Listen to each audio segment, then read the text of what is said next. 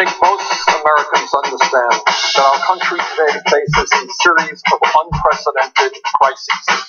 Unless millions of people begin to stand up to the billionaire class that has so much power over our economy and our political life. It's time for explanation, a reevaluation. The climate it's a changing and we rule like corporation. We've got healthcare deprivation and color separation. There's no consideration for the future generation. We have the capability to end the race supremacy for wealth accountability and equal opportunity. To move forward progressively, to take responsibility for freedom against humanity. The strength within our unity. Feel the burn, feel the burn, feel the burn, feel the burn, feel the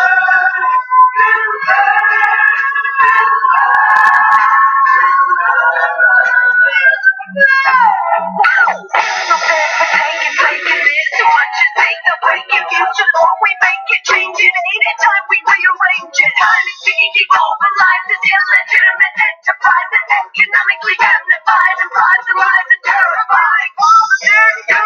The wheat and back and battle, let the futures in the fingers until the very ones destroying. The thing that we put it together, this entity just wants to wet up. Better, gotta stick together, we'll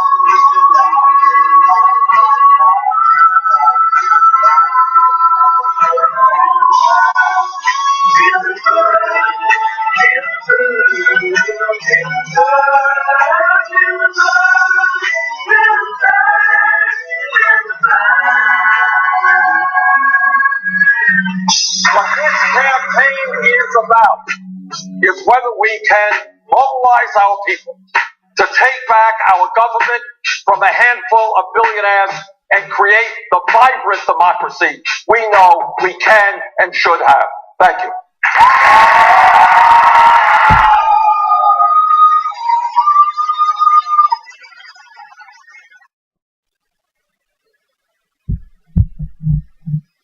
Well, I don't know about you, but that's pretty awesome. Stop running. Thanks, Sean. Hey, everybody. John Ellis for the Midday Show. This is Putting Families First. This is Bernie Sanders and Martin O'Malley, Putting Families First. That video, though, that we opened up with, that is Feel the Burn, Bernie Sanders' 2016 song, #Feel the Burn, by Tai Sui. That's how I'm going to pronounce it. Apologies if I destroyed it. Hey, Janine, how are you doing today? I'm doing pretty good. Just checking the audio out.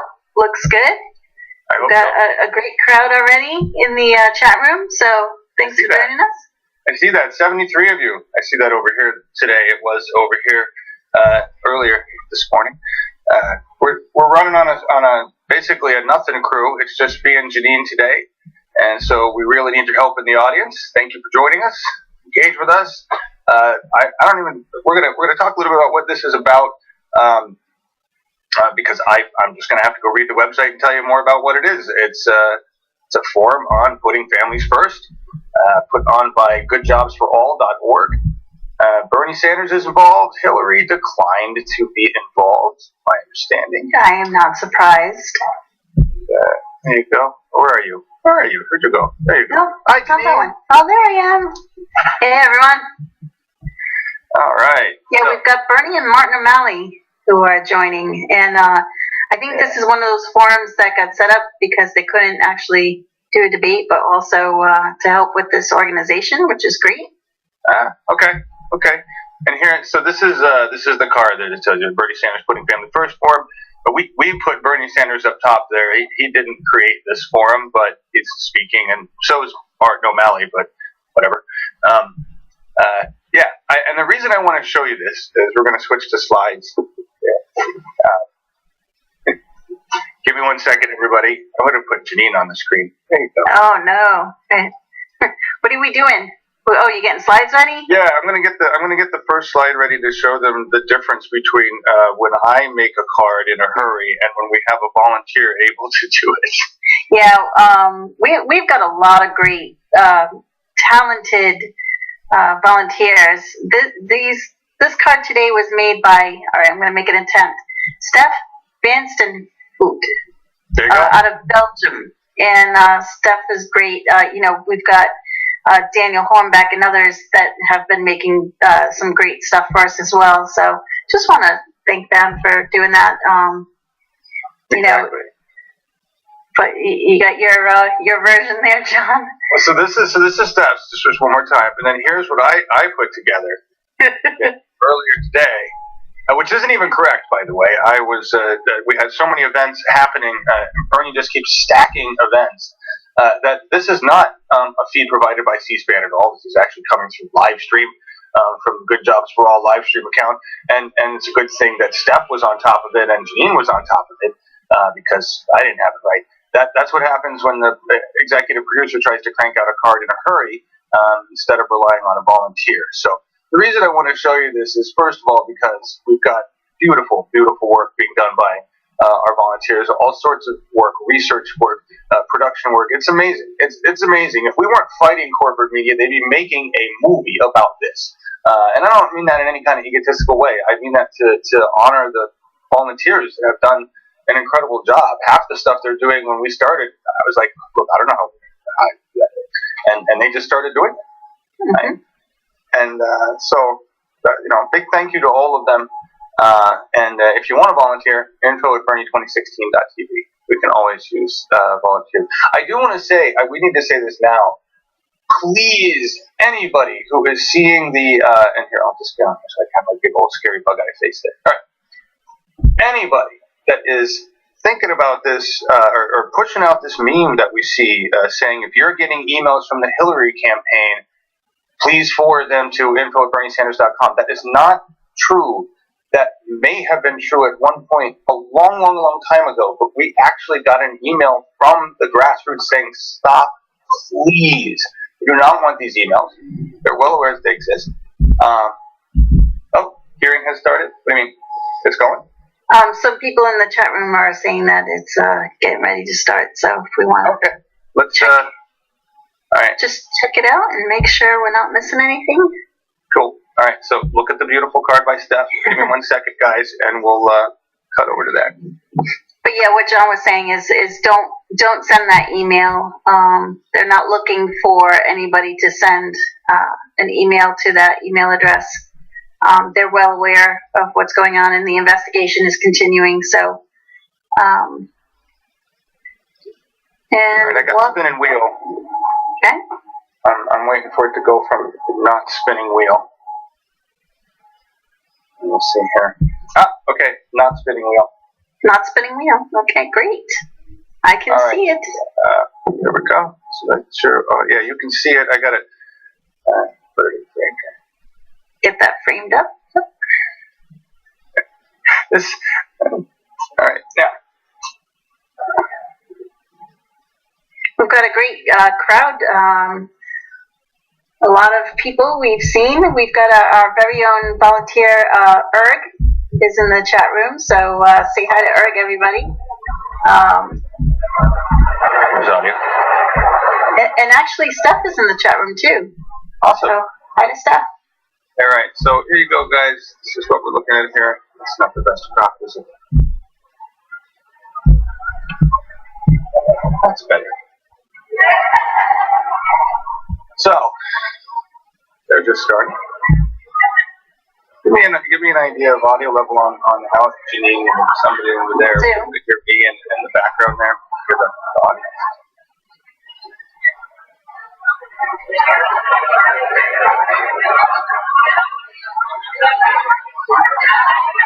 So this stream is actually coming from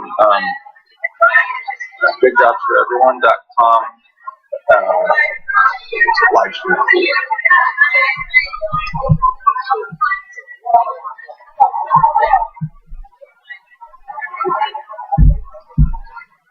Okay. And here we go. So you've met your neighbors. Keep talking. We're going to wait 3 more minutes for the candidate to get ready to come out on stage. So keep talking to your neighbors. I will come back in 3 minutes with some rules of engagement, and then we will get started.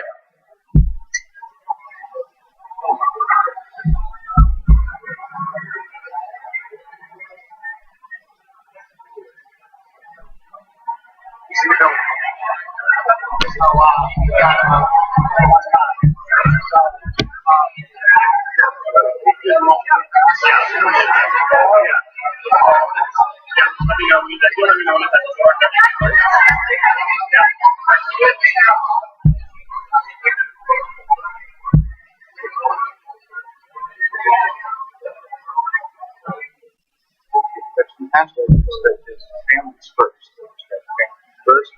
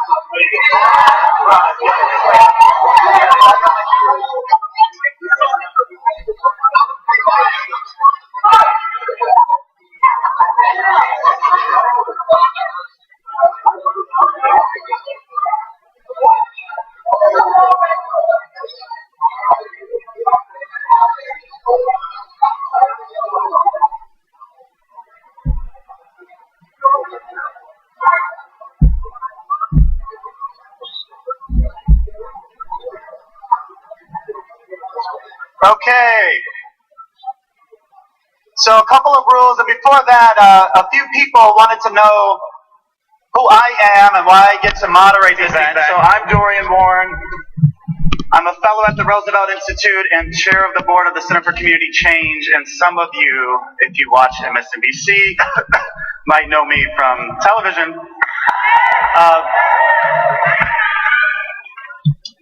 So just a couple of quick rules. Please be respectful, especially of our grassroots leaders on stage, but also with your cameras on your phones. We don't need to be blinding folks. Feel free to take some pictures, but please be respectful. Please silence your phones so that rings aren't going off in the midst of our forum. And last but not least, I want you to, again, give these grassroots leaders your love and support for having the courage to share their stories and ask some hard questions of our candidates. So give them some love now and when they come to the microphone. So we're ready to get started. Are you ready? Are you ready, Iowa? To introduce our first presidential candidate, Governor Martin O'Malley, give some love to Des Moines, Iowa's own Lori Young.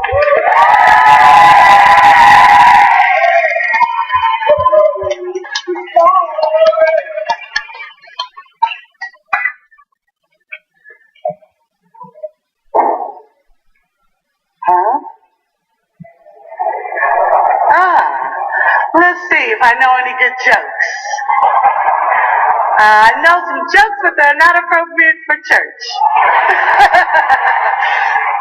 So,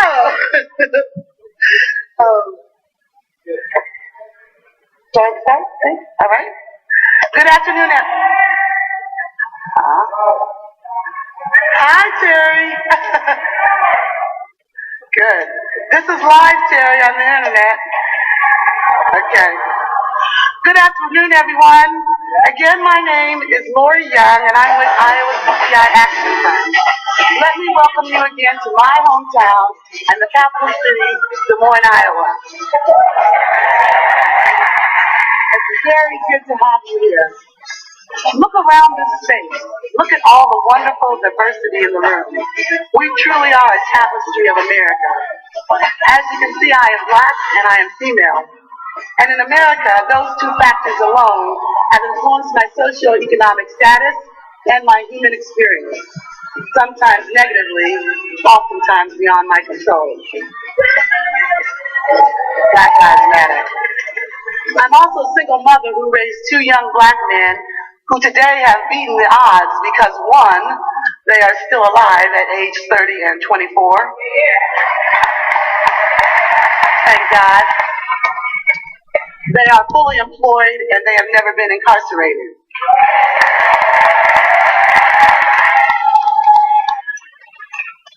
But let's face it, that's a little bit of my story, but we all have a story.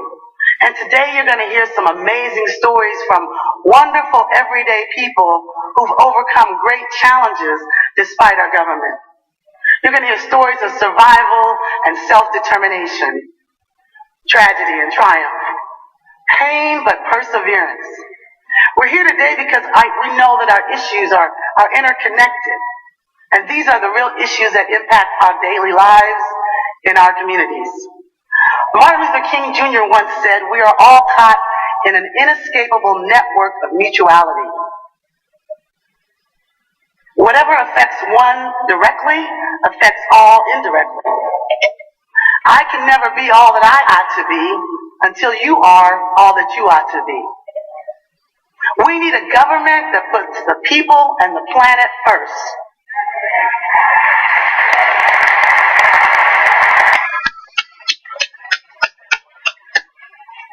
Not a government that destroys our democracy with backroom deals.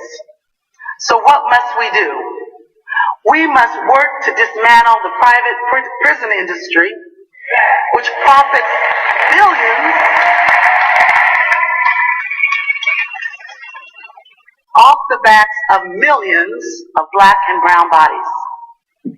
We must shut down those greedy businesses who make billions in profits but refuse to pay their employees a living wage.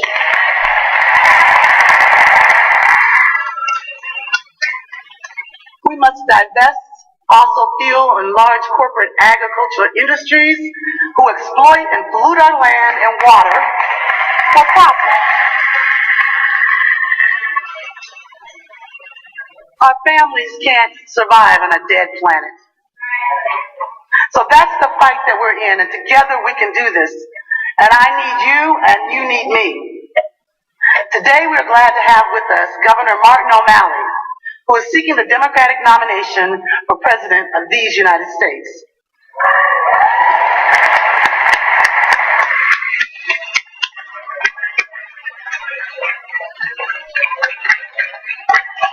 Governor,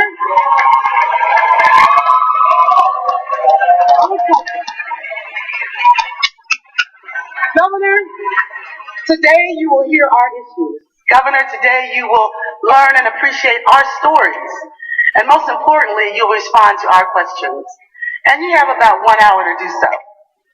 So without further delay, help me welcome to the podium Governor Martin O'Malley.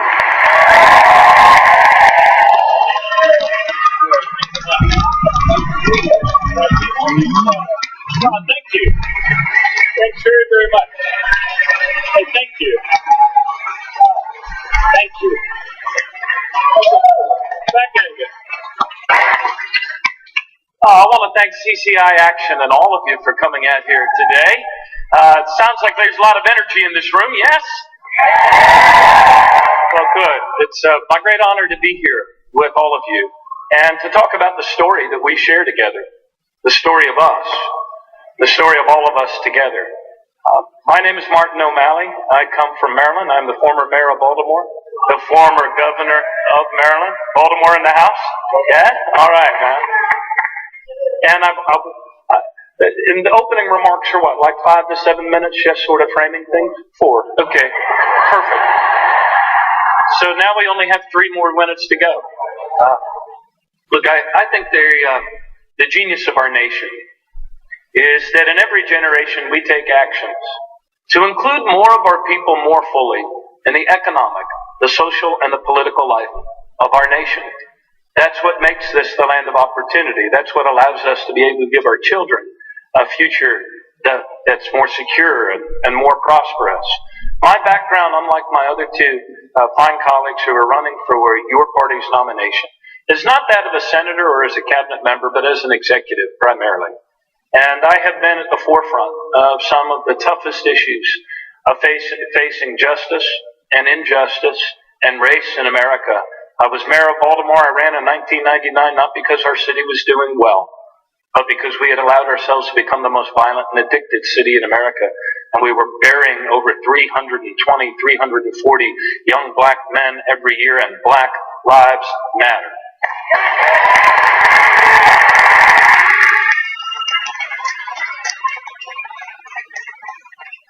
We weren't able to make our city immune to setbacks, but we were able to save a lot of lives. Cut violent crime by 40%, biggest reduction in crime of any city in America over the next 10 years. Reduced deaths from overdoses by 30% by increasing drug treatment. We doubled awards to minority and women-owned businesses during that time in the city. And then as governor, I increased by 117% the award of city contracts to African-American-owned businesses. We defended all through the recession the highest median income in America and the second highest median income in America for African-American families. So,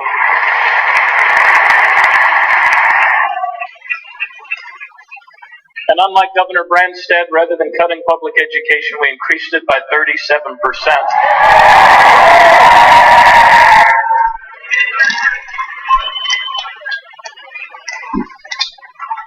And we're thereby able to address what it had been a really awful inequity and disparity in the funding of public education in our state. We made our schools the #1 public schools in America 5 years in a row, according to Education Week magazine. And we also increased funding during a recession to not only to higher education.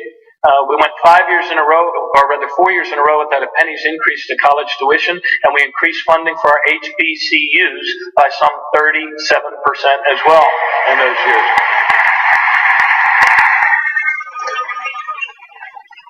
So my politics, my economics, my actions have been the politics, the actions, and the economics of inclusion, including more people more fully in the success of our country. That's really what it's all about. The great Marylander Frederick Douglass probably summed it up best when he said that we are one, our cause is one, and we must help each other if we are to succeed. That's the truth I'm calling forward in this presidential campaign, and that's why I believe Iowa is going to surprise people on caucus night by showing that in our country, the individual citizen is still the highest office in the land. Thanks a lot.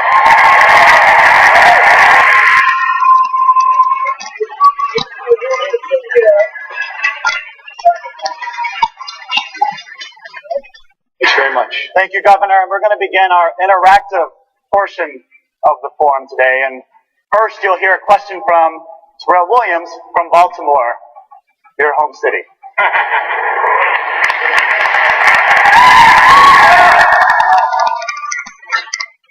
Good afternoon. My name is Terrell Williams, and I'm a resident of Baltimore City. I was born and raised in St. Louis, Missouri, in a place called Cochran Gardens, which was 5 buildings.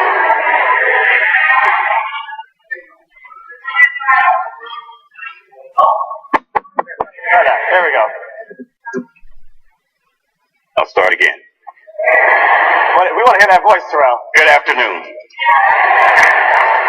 My name is Terrell Williams. I'm a resident of Baltimore City. And I was born and raised in St. Louis, Missouri, in a place called Cochran Gardens, which was comprised of 5 buildings, 25 stories high.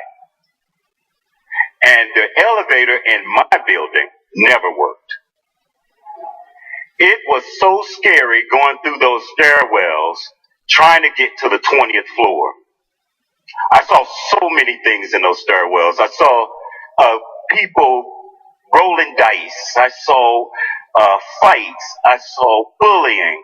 I even saw women getting raped. A 6-year-old should not have to see that.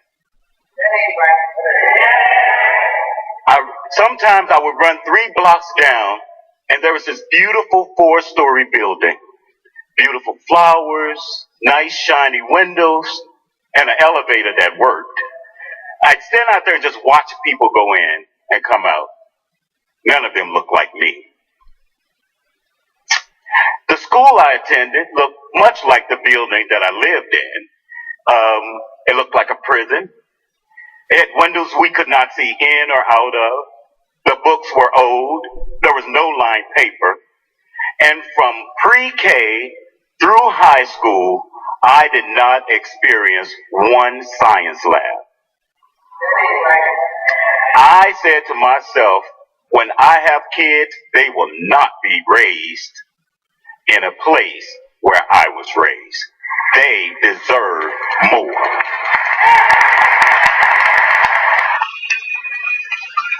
So I worked hard, and I got a what I think is a beautiful education. And I said, through those trials, I will dedicate my life to creating healthy communities for healthy families, and we're doing just that in Baltimore City. We are working with community leaders, with churches, and with private investors, bringing them together to leverage local, state, and federal funds to transform these distressed communities. We're also talking to CEOs of the top companies and saying to them, you must pay a living wage.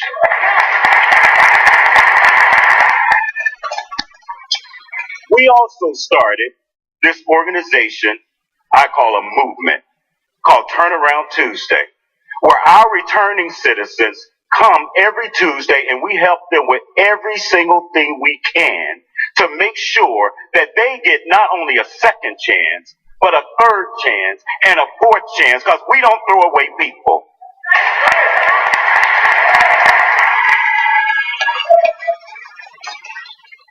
We need to invest, make the kind of investments that uplift all of us together.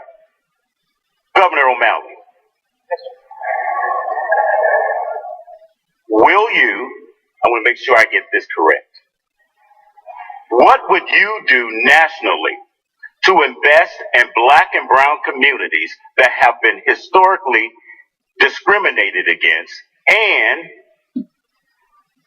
will you champion the necessary public investments that target those communities? Yes.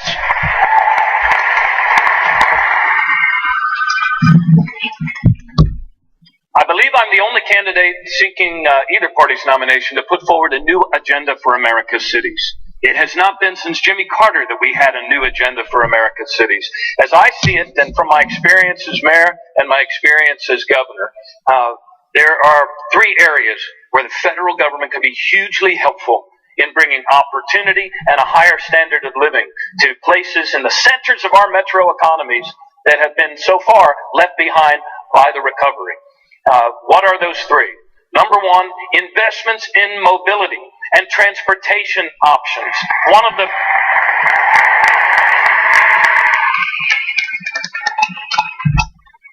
For 7 years, I worked to modernize our transportation funding, our gas tax, so that we can invest in mass transit opportunities through some of those parts of Baltimore that have been portrayed for decades on television shows. And as soon as we got the funding, then I was succeeded by a Republican governor, and he pulled the plug on it. But needless to say, progress kind of zigs and zags, doesn't it? So I believe that the biggest, and studies show, one of the biggest impediments to upward economic mobility is a lack of mobility itself. So we need to double our investments in transportation, including mass transit options in our cities. Secondly, poor families are paying a larger percentage of their monthly living expenses going to housing, oftentimes substandard housing. We need to make a big investment, and I propose doubling our investment in workforce and affordable housing in our country.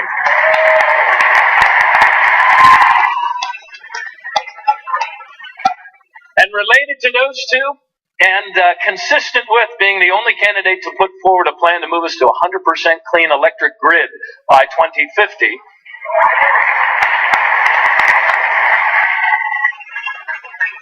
I believe that we need to acknowledge the truth that our city centers are places where unemployment is highest and also where our energy usage and wastage is highest. There is work to be done. There is retrofitting to be done. In the early days of the Obama administration, we saw what mayors could do when given these funds. So I believe that we should make cities the center, or rather the leading edge of this movement to a clean, green designed, built energy future with net zero homes, with buildings that produce more energy than they use. And I also believe that we need to double our investment in community development block grants so that mayors who know what need to be done can do the demolition and the other things that get people back to work.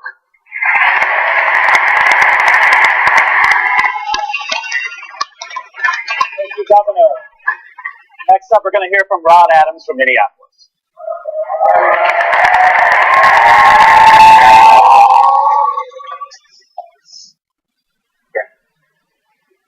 All right. My name is Rod Adams. I'm from Minneapolis.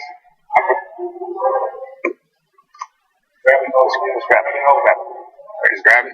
There you go. All right. My name is Rod Adams. I'm from Minneapolis. And for the past 6 to 7 years, I've struggled with long bouts of unemployment, and I've worked a variety of minimum wage jobs, doing all this to take care of me and my daughter. But through it all, I had hope. I had hope because I was a college student who was really close to graduating, knowing that once I graduated, I would be so much closer to achieving the elusive American dream. But once I graduated, I figured out that that American dream was just that, a dream. Sometimes I had to choose between eating food or paying my rent. In the wealthiest nation in the world, that ain't right. Okay, now the Federal Reserve has a mandate for full employment, but black communities, specifically in the Midwest, are struggling to find employment, and they haven't felt the effects of this mandate. In Minnesota, black Minnesotans, the rate of unemployment for black Minnesotans is almost 4 times as high as it is for white Minnesotans. The median income gap is $33,000. Okay, these disparities create an atmosphere of desperation. And once you combine this atmosphere of hopelessness and desperation with the archaic system of policing, what you've created is a ticking time bomb. These bombs have exploded in the form of uprisings in Ferguson, Missouri, Baltimore, and most recently back home in Minneapolis. All over, people of color have taken to the streets to say one thing, that our lives matter. Now, Governor, the Fed has played a direct role in the pain and suffering of these communities. By not fulfilling the mandate for full employment and not reinvesting resources into these communities, they have left people scrambling for hope, people who look just like me. What could the Federal Reserve do to fulfill this mandate, and what would you do through appointments to make sure that this is done? Thank you.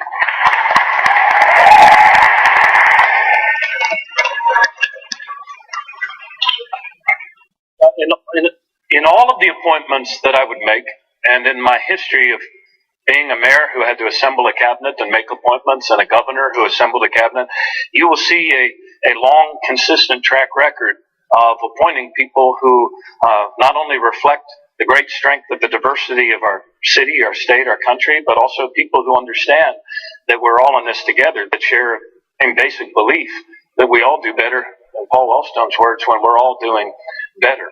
As in our state, we, for the first time ever, exceeded our goals for minority and women business procurement goals. We had the highest goals in the land, and we exceeded them in a recession.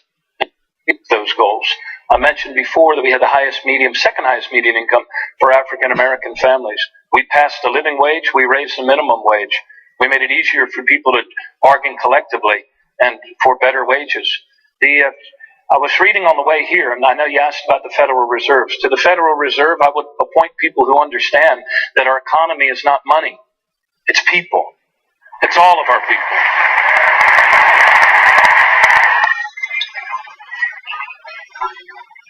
And therefore we must, just like our parents and grandparents before us, take the actions that actually restore common sense wage and labor policies. No family that works hard for a living should have to raise their children in poverty. So we used to keep the minimum wage above the poverty line all the time.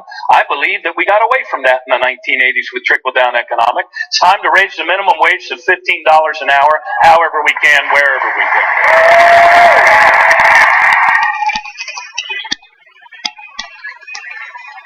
We need to raise the threshold to always pay overtime pay for overtime work again in our country. Because the way our economy grows is not from the trickling down from the top, is it? Have you ever seen a stalk of corn grow from the tassel down? That's not the way it happens. The more our workers earn, the more our workers spend, the more our economy grows. That's called American capitalism when it's right. Thank you. Governor, next we'll hear from Rekha Basu from the Des Moines Register.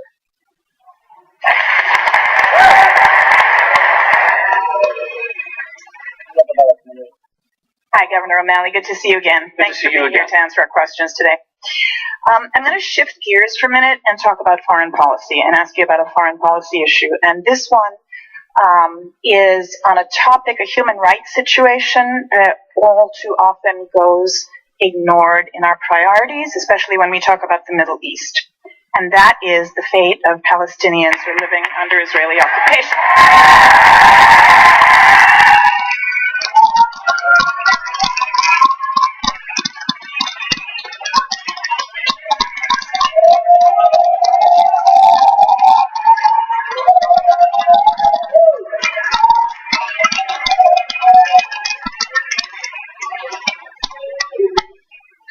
It is clear that both Palestinians and Israelis have suffered from their fair share of violence. Yet with the Gaza blockade and military checkpoints and the destruction of farming and livelihoods and bombing campaigns, Palestinians are being forced to live as second-class citizens in their own land. Now, presidential candidates always pay tribute to our special relationship with Israel, which, as you know, comes with $3 billion in military aid every year, without mentioning the plight of Palestinians. My question is, under an O'Malley administration, would that aid and friendship be unconditional? And if not, what steps would Israel be required to take toward honoring calls for a Palestinian homeland?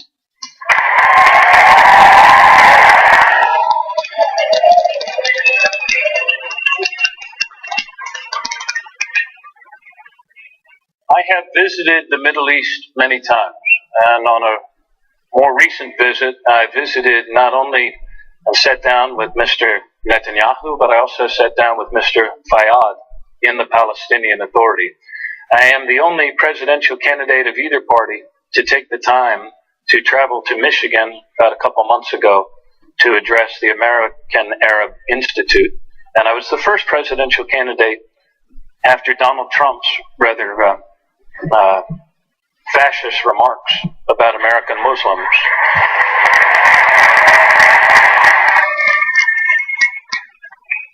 To go to be in solidarity with my American Muslim neighbors at a mosque in Northern Virginia to express my solidarity and a better path forward for us as a nation. We are probably the only nation on the planet that has the ability to continue to call people back to a two-state solution. I believe very firmly that what is in the best security interest of the region, of Israel, and the United States is a two-state solution. And however elusive that may look, we need to have the hope as Americans to peer through the darkness and realize that a new day is always possible. I was very glad to have received the endorsement of StarPAC, and I know that many of their members also share concern for peace and dignity and respect for human rights in this very, very deep and long struggle. And to those who say that the time for a two-state solution has passed, I remember not too long ago people used to say the same thing about Northern Ireland. Catholics and Protestants, nationalists and loyalists have been fighting each other for so long that there was no way you could heal that 700-year-old wound. But with an American peace envoy, with a commitment to American principles, we were able to create a process for peace. I believe that America is best in this world when we are waging peace, and that is true in what I believe must be our unrelenting commitment to respect for human rights and the pursuit of a two-state solution, and actions consistent and not inconsistent with laying the groundwork for that.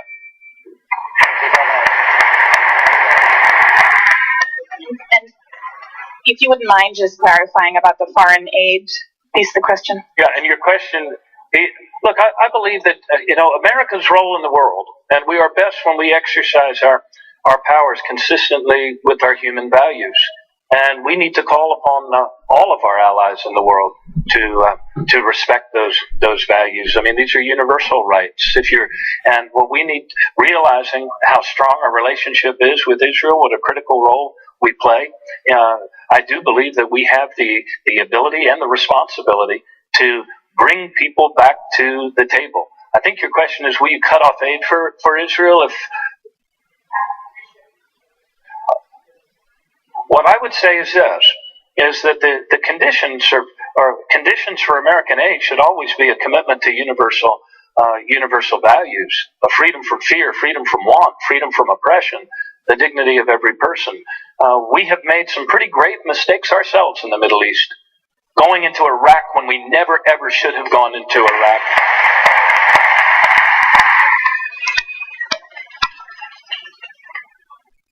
And thinking that somehow that when a dictator falls, there's always a better day the next day. There's a lot of work that all of us need to do in the Middle East. And there's a lot of work we need to do in our relationship with Israel, and our relationship with other people of that area, and in our relationship with the people of the Palestinian Authority.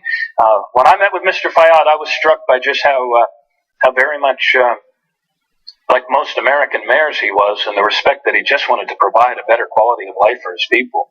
Wanted to show them that tomorrow could be better for their kids than today. And I think we need to dial up sustainable development, frankly, in all of this.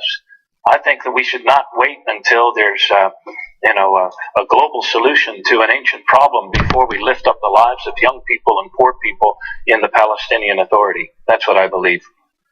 So, Governor, I want to pick up on the previous question and go back to the first question, because you saw the residents in the audience. For those of us concerned about the plight of Palestinians, I think many of us would see what's happening in the Middle East as apartheid. I think many of us would still see what's happening in South Africa as apartheid. And some of us would also see what's happening in American cities as racial apartheid. And so I want to go back to your first question. It's sort of linked to the aid question, and ask you, how much domestic aid would you provide to deal with racial apartheid in American cities, and would you target it to the places most in distress? Oh, yes. I mean, that's why I've come out with an agenda for a new agenda for American cities. Now, my passion is America's cities. Some people look at America's cities and they see only the despair, the dichotomy, the great gulf between our promise as a nation and how short we come up on that. I see cities as places of tremendous opportunity to save lives, to redeem lives, to make lives better. And that's what I've dedicated my life to. I mean, so yes, the targeting of those transportation dollars, CDBG, all of that would be about addressing, look, growing injustices, structural unemployment, and in many cities, police brutality. None of these things go away by themselves. They require us to take these actions, and that's what we need to do. The good thing is that we've actually discovered in many places things that actually work to address these challenges. Some of them we started to do early on in the administration before we got saddled with this very unrepresentative House of Representatives, but we haven't done them at the scale that's necessary in order to actually address structural poverty. And on the issue of police brutality, there are things that we can do with greater openness and transparency that I've called for in a new agenda for criminal justice reform. Among them, requiring all departments to report just like they do the top 7 UCR crimes, lethal force, discourtesy, and excessive force, so that everyone can see whether we're doing any better this week than we were the same time last year. That's right. Thank you. Next up, we'll have Roshan Cofield from right here in Des Moines, Iowa. Rashawn.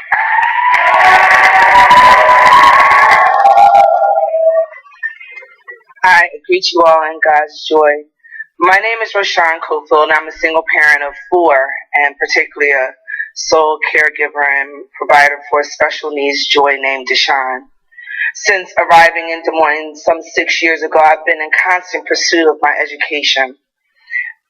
I'm standing here today with concerns with equal pay and affordable child care. I worked for an insurance company here in Des Moines for about 5 years, and while working there, I received less an hour than my white male and white female coworkers. After working at that company for 2 years, I received my first raise. It was 10 cents. I went from $14 an hour to $14.10 an hour. While I was working at the company, I was also receiving a subsidy for child care assistance while I was working towards my bachelor's degree. Well, that subsidy was reduced and ultimately discontinued because that 10 cents disqualified me and made me ineligible for child care assistance based off of child care guidelines. Lovingly, I meet the challenges of the emotional challenges of raising a child as special as Deshawn. With courage, I meet the academic challenges of being an adult learner frustratingly. I face the challenges of having to pay $185 a week for child care for a child, as well as meeting the basic needs for providing for my family. Governor, they tell me that if I get an education, I am guaranteed a good salary, a livable salary. I question you today. So what are you going to do, and how are you going to make child care work for a person like me who desires only to make a better life for herself and her family? Thank you.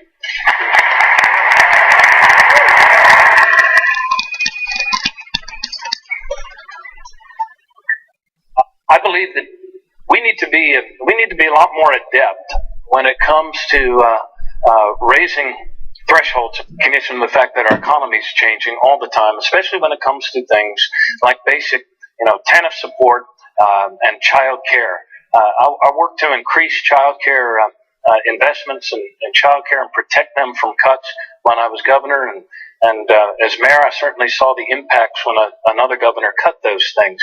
So I believe that we need to do a lot better job on child care. I believe that we need to increase subsidies to child care, and we need to do it in such a way that it's tiered so that people don't find that they lose those supports if they in fact get a raise at work or if we raise the minimum wage. That's true kind of across the board. Nothing happens in isolation, right? It's an ecosystem.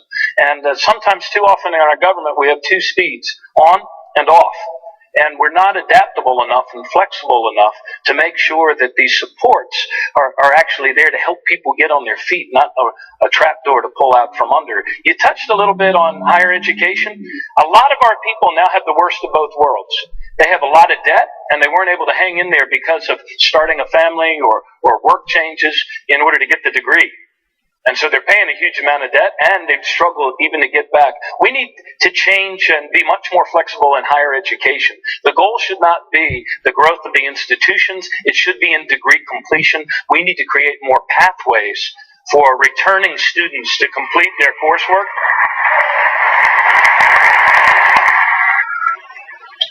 We need to make greater use of online education. We need to make greater use of giving people the flexibility to demonstrate their competency, to earn the credits, and move ahead as they're ready. All of these things are part of my plan to move America to debt-free college within the next 5 years, greatly increasing Pell Grants and supports.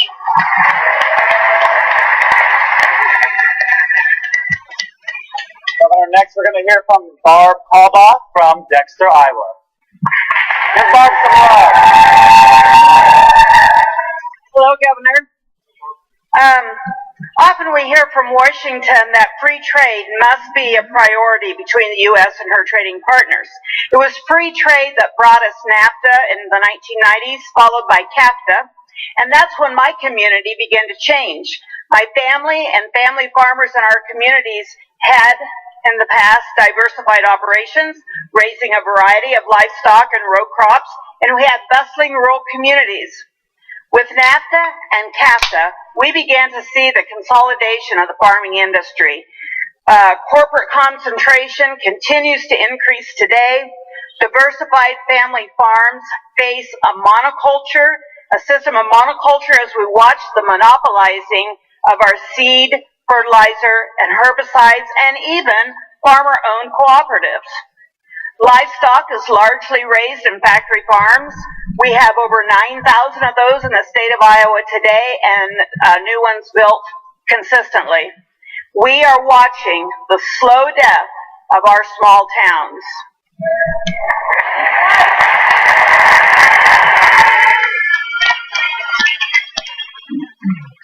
In spite of the drumbeat of free trade that we hear with the TPP, it will just bring more of the same. It will be NAFTA on steroids. How will your trade policies reverse the devastation brought to us by NAFTA and CAFTA? And what kind of trade policy will you champion that puts everyday people before corporate profits? Thank you.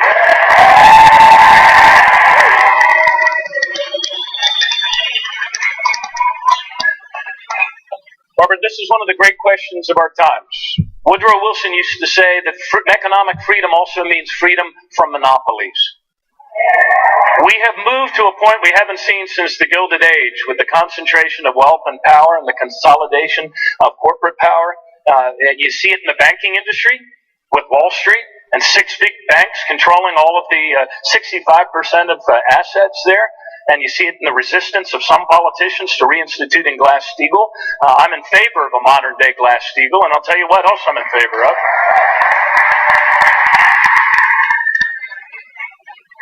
I believe that good trade deals for the United States of America are trade deals that actually raise standards for workers and raise standards for the environment. And trade deals that lower standards for workers and lower standards for the environment anywhere in the world are bad for the United States of America and the small towns of Iowa.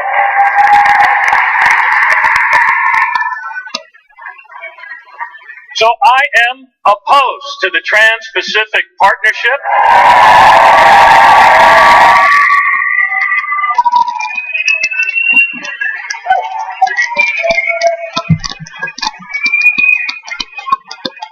As an American, I think we should all be opposed to secret trade deals that our Congress has to vote on before we're even allowed to read them.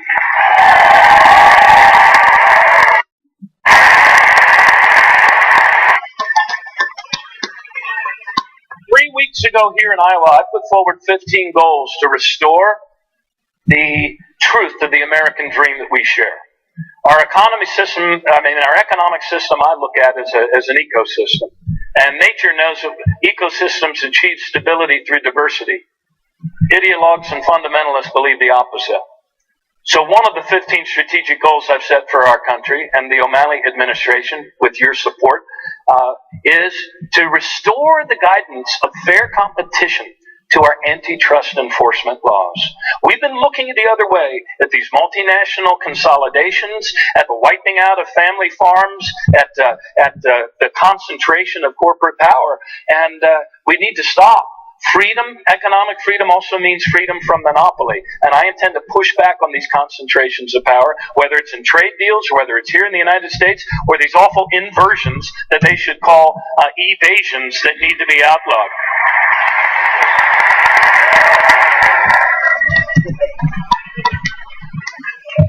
Next, Governor, we're going to hear from Gloria Coles from Minneapolis. Welcome, Gloria, to the mic, everybody.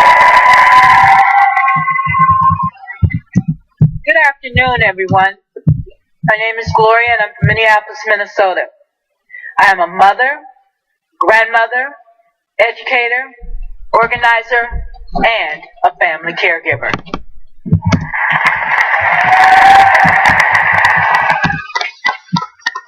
I cared for my mother for over 7 years before she passed away.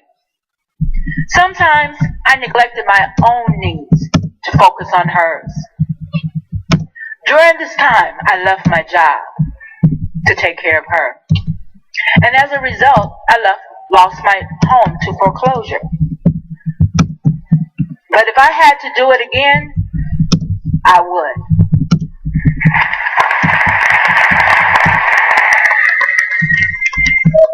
Many women like me, we step out of the traditional workforce to take care of our children and our family members. And because of this, we are punished. Sometimes because we are not earning wages, we are also not earning Social Security credits. Governor O'Malley. Governor O'Malley. My question to you is this. Family caregivers such as myself, what solutions do you think will help us as we retire and we age?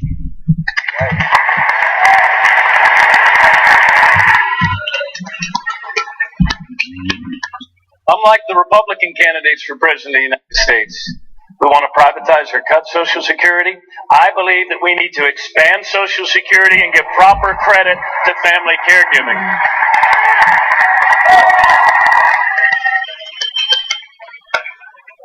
So that's what I put forward a plan that would actually increase average benefits paid out and would also give credit to more often than not women who have to drop out of the so-called labor force when they're providing the critically needed labor of caring for a family member. My own mom raised all of us at home before she had to go back to work, or not had to, chose to go back to work. And so that's what I believe that we need to do. We need to modernize Social Security, not scrap it. And that's what I plan to do as president. It is on our website at martino'malley.com. I encourage you all to log on and check it out. And thank you for your question.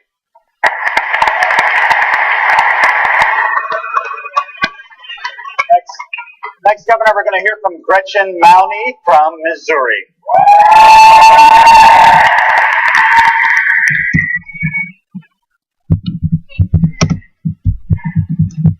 Hello, my name is Gretchen Mowney, and I'm from mid-Missouri, and I'm a leader with National People's Action.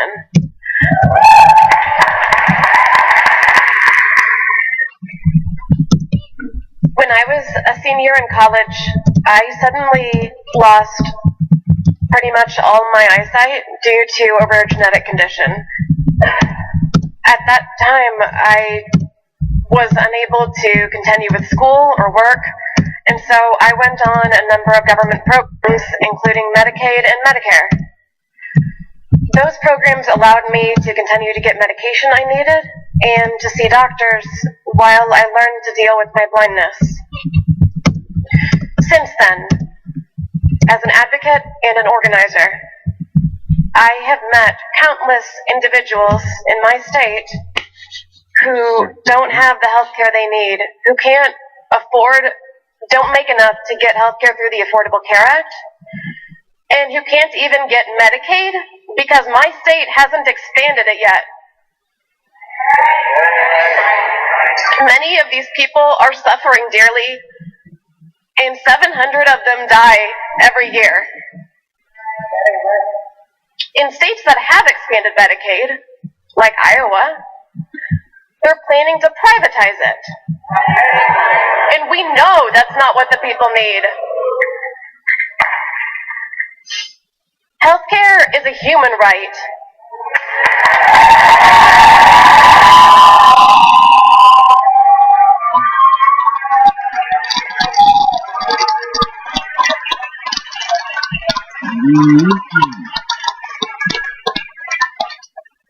And shouldn't be treated as a privilege allotted to the lucky.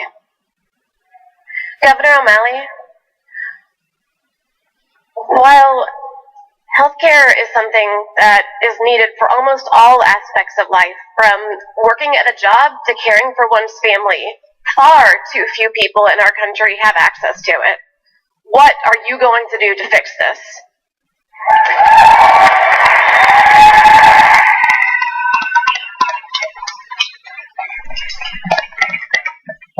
You underscored in your question one of the things that we still have to do, and that is to cover more of our people. There are a lot of people that are left out under the Affordable Care Act, and there's a lot of governors that are leaving their people out by clinging to ideology and refusing the Medicaid dollars. So we need to persuade them at the ballot box and and also by lifting up those examples of states that are actually making this work. As a governor, I had the responsibility to make the Affordable Care Act work as best as I could in my own state. We were able to cover an additional 1.4 million people with health care in my state, and half of those we covered even before the Affordable Care Act, and most of them were children. Look, it only makes sense. If people don't have coverage for the preventive care to keep their wellness in order, they're going to cost all of us more by waiting until they become so sick that they require hospital care or emergency room care.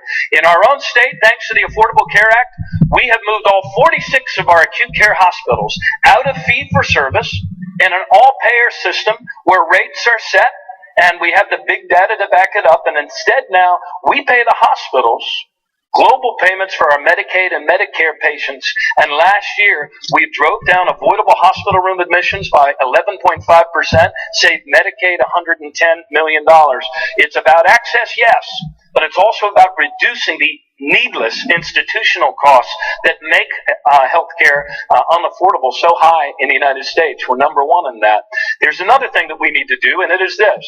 I believe that the exclusion of as yet unnaturalized new American immigrants serves no good national purpose, and we should allow new American immigrants to sign up under the Affordable Care Act with subsidies. Governor O'Malley, I also would like to see us do more. I think we need to craft more products that cover those first out-of-pocket expenses, because a lot of people that do have the Affordable Care Act find they're paying out more than they were before. Governor O'Malley, just a quick follow-up in 30 seconds to the core of Gretchen's question. As president, what would you do to expand health care? Yeah, I would work with those governors, and I would lift up those models of states that actually work, and inform. I mean, part of what the President of the United States has to do is, look, understanding precedes action.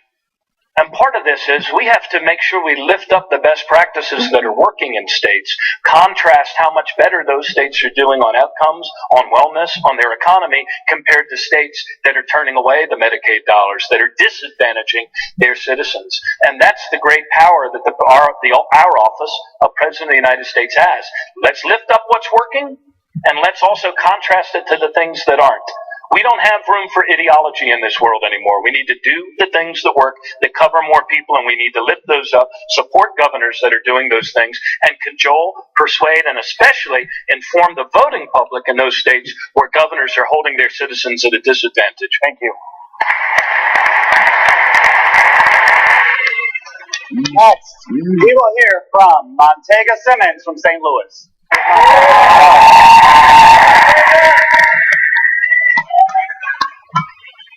Family. My name is Montega Simmons. I'm from St. Louis, Missouri, and with the Organization for Black Struggle. My story is rooted in the South, where my parents grew up in Mississippi and escaped communities that were embedded in violence, lynchings, Jim Crow, and poverty in search of opportunity and safety in St. Louis. They just happened to arrive at a time when a plan was being enacted to extract resources from the people of that city. In the wake of urban uprisings in the 60s, cities around the country turned to urban planners to help them develop their own urban strategies to move black folks out of those cities. In St. Louis, this strategy became known as the Team 4 Plan. Places like Chicago was Weisberg. You already know what happened on the east side to blacks for the last 40 years. And how they were displaced and under-resourced. It was in this footprint that I first experienced criminalization and police harassment just for walking back and forth to school. It was in this same footprint that would eventually result in the murder of Mike Brown Jr. This was an explicit policy decision by local Democratic politicians. That contributed to the chronic poverty, police violence, high unemployment, poor schools, and lack of health care that continues to plague black communities in St. Louis and cities throughout this country to this day. What commitments can you make to redirect funding from our dysfunctional criminal justice system into systems that create opportunities for communities of color? Are you willing to force the divestment of federal dollars from the militarization of local police forces and invest in the health and financial stability of our communities? There's a need for us to up our preparedness and homeland security, but there's not a need for the militarization of small local police forces. And I think we need to rein in that program. As mayor of Baltimore, as governor, I was on a constant search for 15 years for the things that work so that we could do more of them to save and redeem lives, and for the things that don't work so we could stop doing them and stop wasting money on them. What am I talking about? I'm talking about the fact that we greatly increased drug treatment, and that was a huge help in bringing down crime and making our communities safer. I'm talking about the investments I already touched on before, actually increasing education investments. But there were some things that we also learned that worked, and we expanded them. Reentry programs in our prisons. When you expand those things, they actually work. We drove down our recidivism rate by 15% over the 8 years of the recession, which I do believe is the largest reduction of any state in America. By the time I was done as governor, we had not only reduced violent crime to 30-year lows, we reduced our incarceration rate to 20-year lows. In my first 52 days in office, I shut down the largest, most violent, and notorious prison, the House of Corrections in Jessup. Memo to future executives, it's always easier to do it first rather than ask the legislature for permission.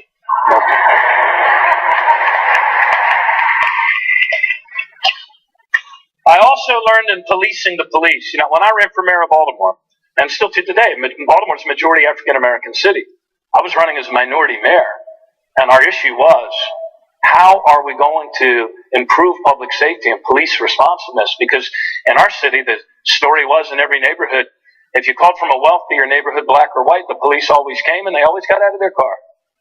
But if you called from a poorer neighborhood, the vast majority of which were black, they hardly ever came and they hardly ever got out of their car. And so we had to not only improve police responsiveness, we had to improve the way we police the police. We affirmatively recruited the largest numbers in terms of the diversity of the force. I gave the Civilian Review Board, fully staffed it for the first time with its own 2 independent detectives. We started doing 100 reverse integrity stings a year, and when officers failed, we were front and center announcing the failure so that people had the trust that we were actually doing what we say when it comes to policing our police. And I also, not the first try, not the second try, but the third try, became the first governor south of the Mason-Dixon line to repeal the death penalty, which doesn't work, is unjust, and takes money away from other things.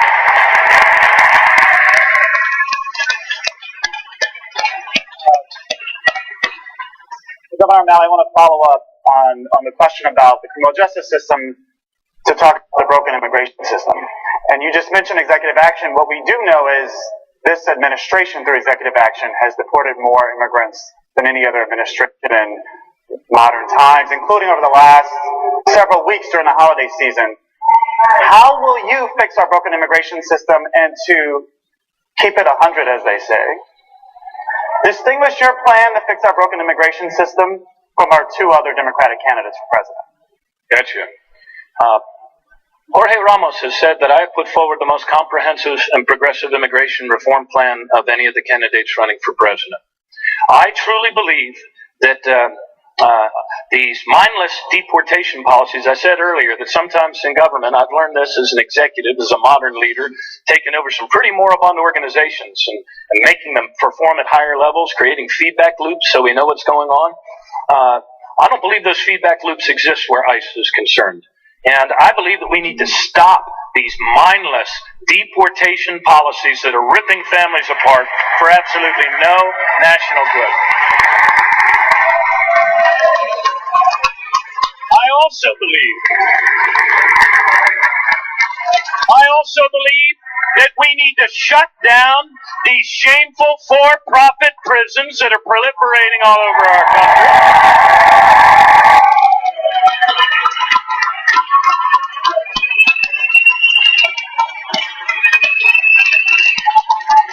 I also believe believe that it is a national shame that we, the people of the United States of America, maintain the largest system of immigrant detention camps in the world, and we need to get away from those and shut those down.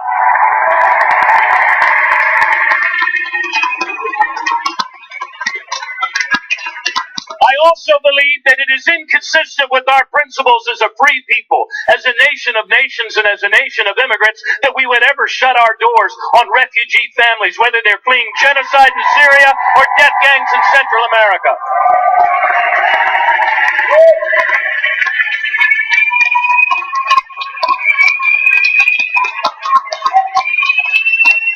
And let us not forget this. Let us not forget this, that this announcement came at Christmas time. Jesus himself was a refugee child fleeing death gangs at Christmas time.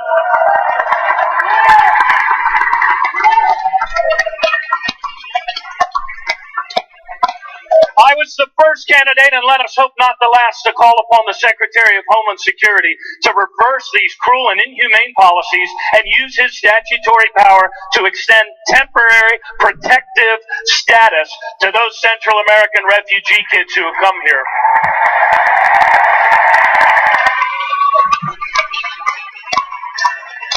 And 2 years ago, when the Central American refugee kids were coming here, there were some governors in the United States, one of whom even used the phrase, he said, I hear there might be in my state. I'm going to find out where these rascals are and round them up. Like they were a pack of swarming jackrabbits instead of children, with the same human dignity your children and my children have. We took a different course in Maryland. We took a different course. I brought together people collaboratively, faith leaders from across the spectrum, and we accommodated 5,000 kids, more than any other state in America, in foster homes, not in detention camps.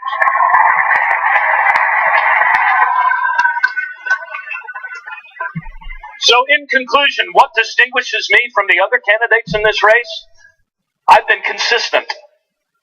I don't say to one group that I'm in favor of building more walls, and to another group I then use the term New Americans. I have always used the term New Americans. I have always kept a sign on my desk as mayor and governor from the 1880s when my great-grandfather came here that reads, help wanted, no Irish need apply. We were all once strangers in a strange land. I was for driver's licenses and fought for driver's licenses for new American immigrants. I passed the DREAM Act in my state and defended it at the ballot. And I do not believe that new American immigrants take our jobs. No. New American immigrants make America stronger. It's what makes America, America.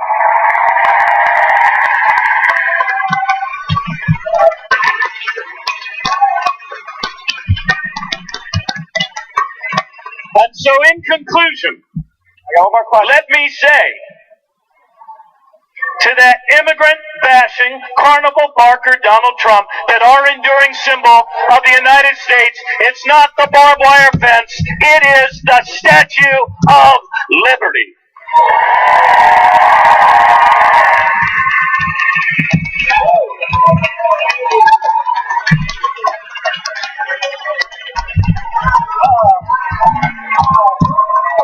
On here.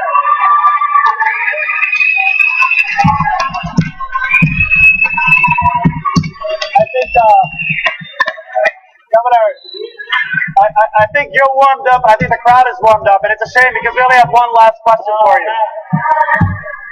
Our final question will be from our good friend George Zornick from The Nation magazine. Give George some love. I was kind of waiting for the organ music. Governor, thank you for being here. You're a tough act to follow, apparently. But I have a question. So as you know, the unemployment data that came out on Friday showed that while the overall unemployment rate was holding firm at 5%, the unemployment rate for African Americans is at 8.3%, and for Hispanic non-whites was at 6.3%. So we've heard from you today a lot of policies that you would suggest to try to close this gap. And in fact, policies to do that have existed for some time. But there's obviously a political problem here, where I think it's fair to say that if the national rate, not just the black unemployment rate, but the national rate was 8.3%, we would see a sense of urgency from both parties that we do not see right now. So as president, how would you get around that political problem, create that sense of urgency, and fix a federal policymaking process that doesn't seem well attuned to addressing this problem? Great question. And this is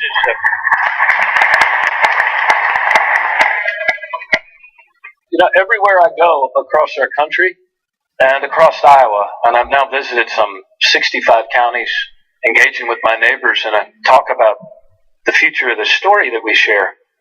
The question comes up consistently every single town. What are you going to do to work with this really divided national politics we face in our Congress? It is one of the deepest questions that we have to ask ourselves as Americans. Look, I don't have a way to go around it. I don't have a way to go over it or under it or hit an easy button. And what I do suggest to people that have the weighty decision that all of you have to make as Iowans in this Democratic caucus is which of the three of us offering our candidacies has the best chance at healing these divides, at bringing us together, at restoring what de Tocqueville called the strength of our soft minds. I'm not a divider. I never have been a divider. In fact, my background, my experience in Baltimore over some very deep racial and class divides was bringing people together over the toughest of issues. My experiences as governor, passing a living wage, repealing the death penalty, passing marriage equality. Those last two only got done with some Republican votes. I felt I had a responsibility to know the Republican members of our legislature just as well as I knew the Democratic members of our legislature. This is something that we need to work on together. But this is something where presidential leadership is critically important. I would never say that all Republicans are my enemies. That's not how you get things done. Republicans aren't our enemies. They're our colleagues at work. They're our friends. They're our uncles, right? We've got to figure this out, but this much I do know. I do know that where there is no vision, it's very hard to bring people together. That's why I've been clear about laying out 15 strategic goals for our country, cutting youth unemployment in half in the next 3 years, getting wages to go up again for all Americans. We have to remember that we're all in this together. Some of the policies that I've articulated here, you can say we've had them forever, but we stopped using them. In the economy our parents and grandparents created, for those 40 years, everybody moved up. Everybody took steps forward. In the economy that came after Ronald Reagan and the implementation of trickle-down economics, only the highest percent moved forward. Poorest families started moving back. And look, when a nation reaches a point where wealth and power are so concentrated in the hands of so few that it's taking opportunity out of the hands of the many, there's only two paths and only two forward. One of them is a sensible rebalancing based on our common good that restores that concrete promise that wherever you start, you can get ahead. So we mentioned some of those policies, minimum wage and equal pay for equal work for men and women. The other path is pitchforks or rocks. I believe in a sensible rebalancing. I believe that President Obama has done good work to restore our economy, and we have to build on his legacy now and make wages go up now that our country is creating more jobs.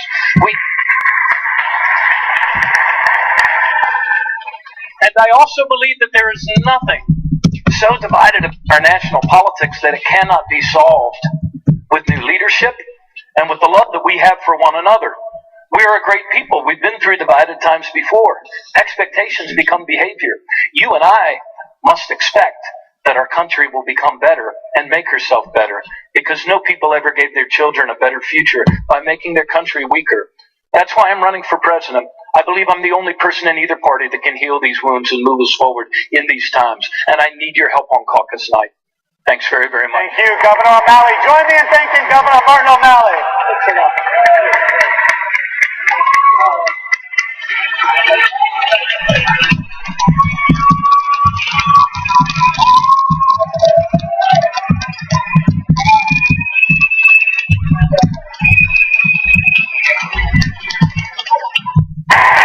Let's also thank our grassroots leaders and our journalists for some great questions.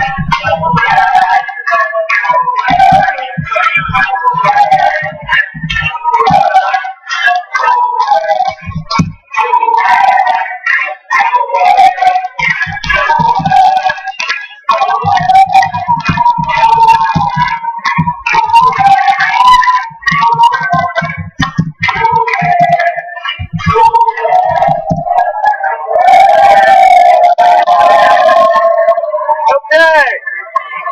How's everybody doing?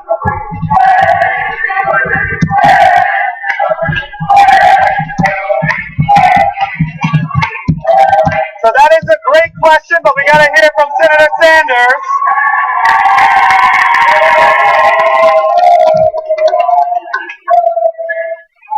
So, we got to keep the program moving. Thank you for your patience.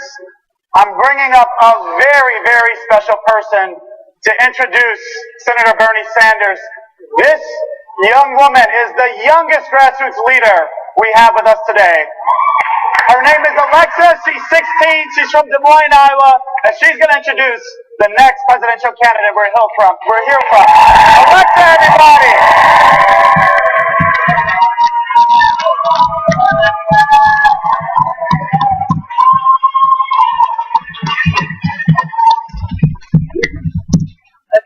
Hi everyone, I'm Alexa Torres from Iowa CCI Action Fund and National People Action. I am a high school student, I am 16 years old, and I am a proud daughter of undocumented immigrants. My mother and father came to give us a better life. They wanted us to go to school, to get a good job.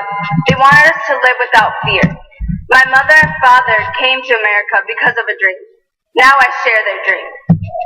But now, I know firsthand what it's like to live with fear. Fear that I could come home and they would be gone. No. I got involved in this work because as a daughter of two immigrants, I know the struggles that immigrants and people of color in our country face. That's why I'm here today. And we're all in this room because we know our issues are connected and that these are real issues impacting our communities daily. We know we need racial justice in this country so people of color are profiled and sometimes taken from this life way too soon. We know we need racial justice in this country so corporations can't profit from inhumane separations of families like mine.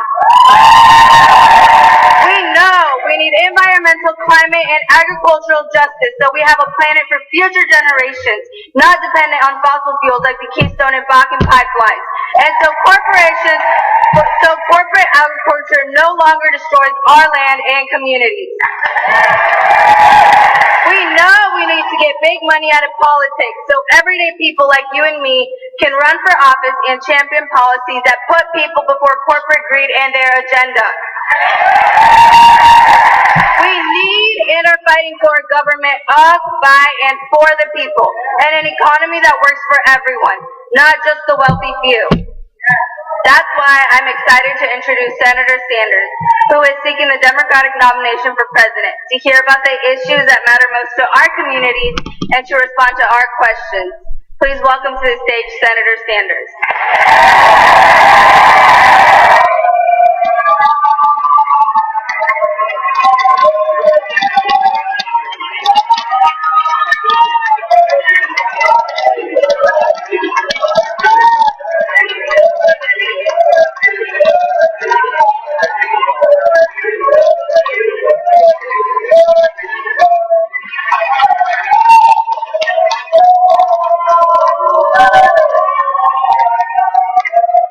Alexis, thank you very much. Thank you, Alexis, for your generous introduction, but more importantly, thank you for your courage.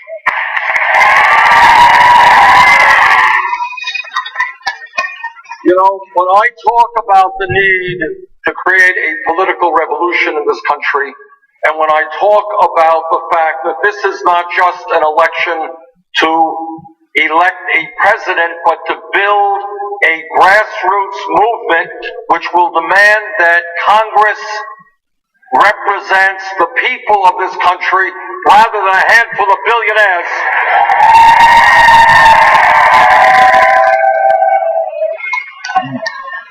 What I am talking about in 50 states in the country is what CCI is doing right here in Iowa. Guys, thank you very much. You are doing it. You are bringing people together from all walks of life to say that government cannot continue to be dominated by wealthy campaign contributors and big money interests. Thank you for being a model for America.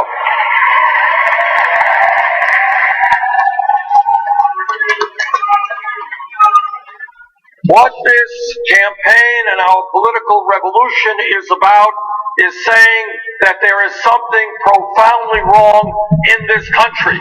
When the middle class continues to disappear, when people work longer hours for lower wages, when we have the highest rate of childhood poverty of any major country, and at the same time, almost all new income and wealth is going to the top 1%.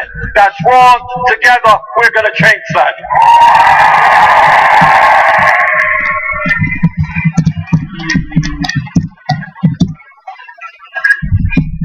What we have now is a rigged economy attached to a corrupt campaign finance system.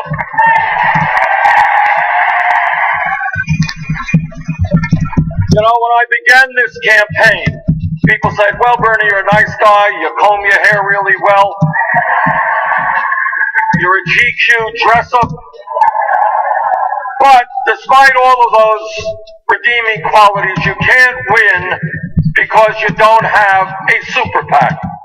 And what I said, and I'm the only candidate running for the Democratic nomination to say this, I said, I don't want a super PAC because I don't represent the interest of billionaires and corporate America.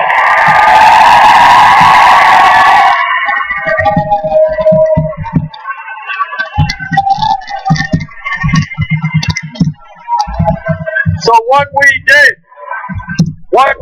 and to be very honest with you, it has blown me away. What we have done is gone out to the middle class and working families of this country and said we need fundamental changes in our economy, in our political life, in our criminal justice system, in immigration, and I'm going to fight for that, but I need your help. And you know what's happened over the last 8.5 months? We have received 2.5 million individual contributions, more than any candidate in the history of the United States of America.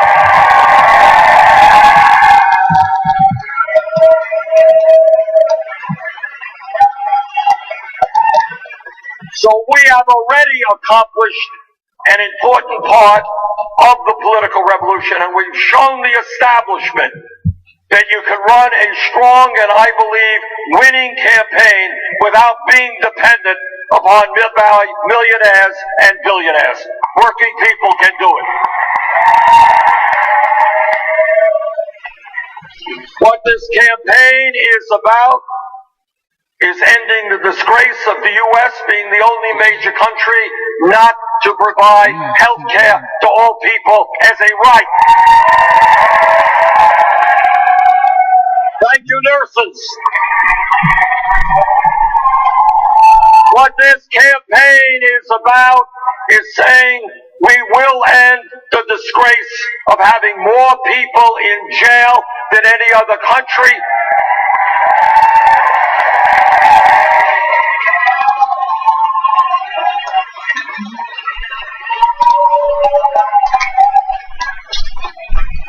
And those people incarcerated, as everyone knows, are disproportionately black and Latino and Native American.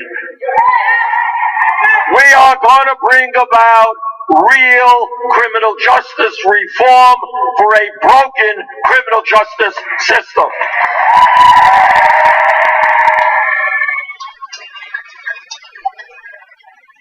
And what we are also going to do is to tell Alexis and her family that they no longer have to live in the shadows. We're going to pass comprehensive immigration reform and a path towards citizenship for 11 million undocumented.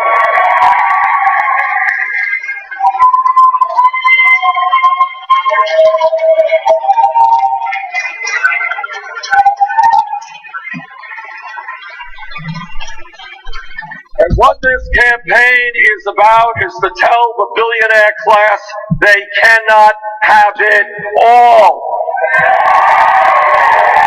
They are going to start paying their fair share of taxes. We are going to have a trade policy which represents the needs of working families, not the CEOs of large corporations. We are going to expand Social Security, not cut it. And yes, together, we are going to take on the fossil fuel industry.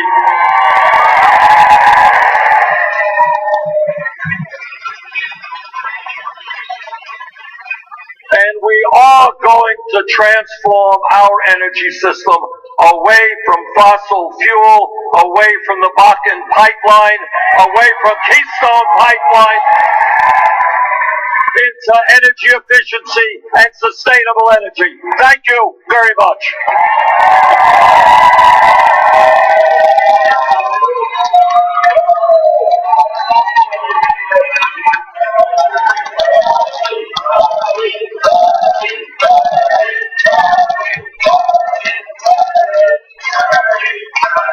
We got some water for you. Senator Sanders, as you know, we're going to hear from some incredible grassroots leaders with questions for you, as well as two esteemed journalists. And to begin the questions, we have Anthony Newby from Minneapolis.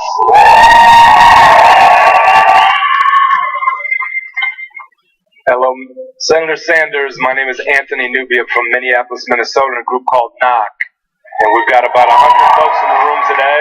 We want to thank you so much for coming. I want to first start by saying welcome to the Midwest, welcome to Iowa, and thank you. I have not decided who I'm voting for yet, but I want to thank you for being a candidate who's been the most unapologetic in my lifetime on taking on corporate interests, and I want to thank you for that.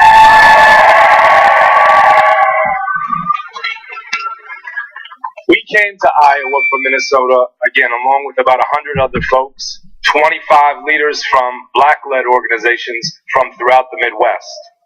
Came for a few reasons. Number one, to develop a long-term racial justice strategy. We know that the Midwest has some of the most glaring disparities in the country. We need to put together a long-term plan. Number two, to address the prison industrial complex, which you've mentioned in your opening statements. It cannot continue. The over-policing cannot continue. That we need to put together a plan anchored in our communities to solve it. But last is to put an agenda in front of the candidates to help inform and influence the presidential election. I want to talk a little bit about the policing piece that's happening in the Midwest. Many of us from the organizations that I mentioned have faced high-profile cases of police violence and police killings. The names that you will recognize are Tamir Rice, Michael Brown, Tony Robinson, Daquan McDonald, Rakia Boyd, Betty Jones, and Jamar Clark in Minnesota. When I say Jamar Clark, many of the folks who knew him, family, friends, and others are in this room today. Raise your hand or say aye if you know Jamar Clark, know of him, or are demanding justice in his case. There was an occupation that followed the death of Jamar Clark. That occupation involved taking over a police precinct, shutting down freeways, shutting down malls, shutting down airports. This is happening in cities all over the Midwest, as you well know. Following that occupation, some local elected officials in Minneapolis decided to carve out from the budget $600,000 to go directly to a police station that was directly responsible for the death of Jamar Clark.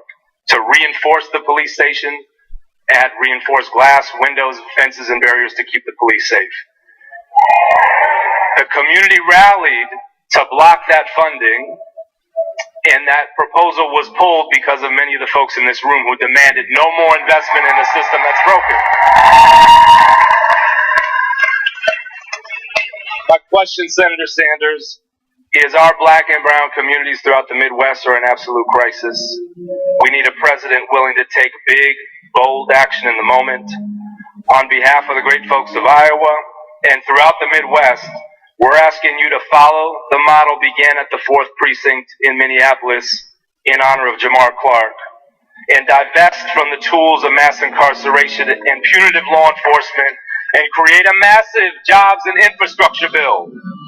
Cut the cord on things that don't work and commit $200 billion, not $1 million or 1,000 or 600,000. We want a president who will commit $200 billion or more and invest in the health of our communities. Can you make that commitment today? No, I'll invest $1 trillion in rebuilding. Okay. All right. Look, this is the story. Thanks very much, Anthony. All right. Here's the story. Youth unemployment today is off the charts. African American youth unemployment and underemployment is 51%. All right, 51%. So what I think, you want a radical idea? Maybe we invest in education and jobs rather than jails and incarceration.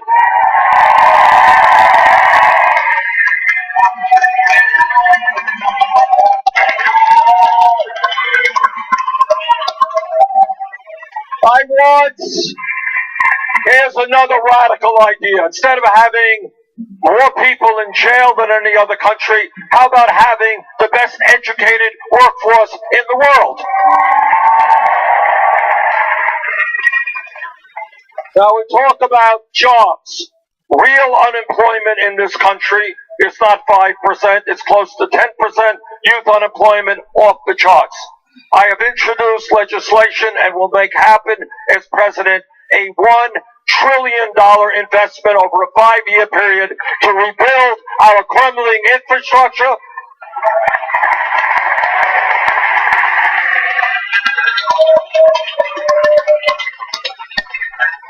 The train, not everybody wants to go to college. We need plumbers, we need electricians as we transform our energy system away from fossil fuel. We need people installing solar panels, insulating homes. In every speech that I give, Anthony, in every speech, what I say is that it is more important for our kids to have jobs and education than to be hanging out on street corners. All right? So yes, when I talk about a political revolution and transforming America, there will be a huge focus on the needs of our young people and creating a full employment economy. No more tax breaks for billionaires. I want to follow up on this. Senator Sanders, I'd like to follow up on Anthony's question. We love the $1 trillion number. That's music to our ears. The question is, will you target that investment of $1 trillion to the communities, both urban and rural, with the highest rate and concentrated poverty? Absolutely. If we are talking about addressing the crisis of youth unemployment and high unemployment in general, by definition, it means that we need to target that money to the communities that need it the most.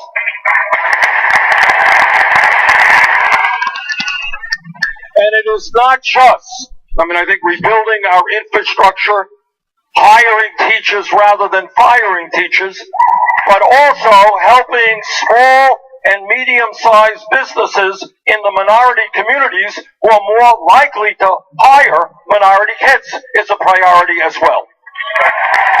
Thank you. Next, Senator, we're going to hear from Angela McCall from St. Louis. Angela?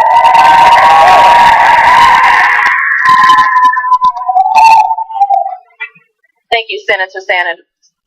Hello, I'm Angela McCall, and I'm from St. Louis, Missouri. Several years ago, I was a full-time college student working a part-time job while taking care of my daughter. I got behind on paying a bill and decided to visit one of those neighborhood payday lending companies. I was approved for a loan. However, I did not realize that the extremely high interest rates would result in having to take out 2 additional loans from 2 other payday lending companies to help pay each one back. As a single mother, my financial shortfall was exploited by these payday lending companies. I got caught up in a system that made things worse for me, my family's quality of life, my ability to pay back, to pay child care, medical expenses, student loans. Payday lending loans have been intentionally directed towards poor people and communities of color. That's not right. There is a need to bring relief to these communities. We need to have better regulations of financial systems that do not cause economic injustice or prey on poor people, but will instead invest in making affordable loans available to everyone. No one should feel that the only option is to take out predatory loans. Building wealth should be the focus. We need an administration that will protect us from economic violence and injustice. Senator Sanders, what would you do to ensure that the Consumer Financial Protection Bureau and other federal financial regulators interact with communities that have been stripped of wealth by abusive, predatory lending and chronic disinvestment? Thank you very much, Angela.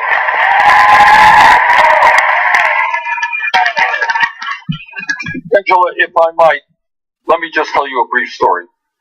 About 2 months ago, I went to a community in Baltimore, largely African American and extremely poor. Unemployment about 50%.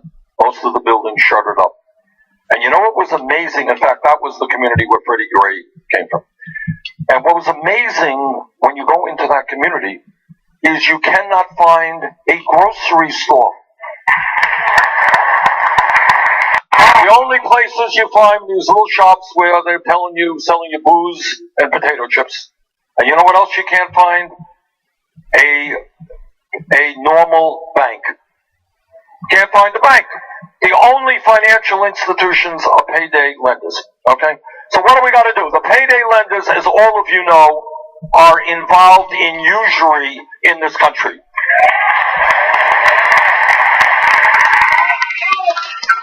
And anybody who studies religion, whether it's Christianity, whether it's Islam, whether it's Judaism, anyone knows anything, is in all cases, usury is regarded as a sin.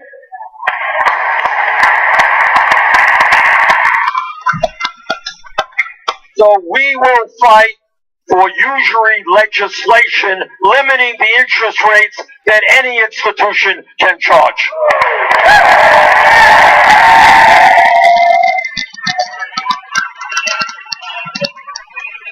And this is not just the horrific behavior of the payday lenders. Some of you are paying off on credit cards 15, 20%, right? All right, so we're going to deal with that. Second of all, 24%? Okay, second of all, we need to break up the huge financial institutions on Wall Street.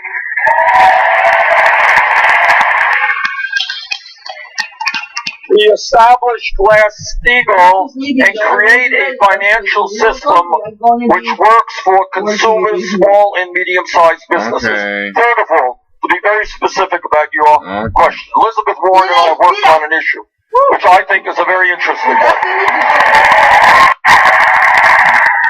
If you are living in a low-income community, and if there are no normal banking outlets in your community, Okay. you know what I think the alternative is? Not payday lenders. I think we got to get rid of them. The alternative is to say to the United States Postal Service, which has offices in almost every community in America that we will use the Postal Service to get involved in basic banking services.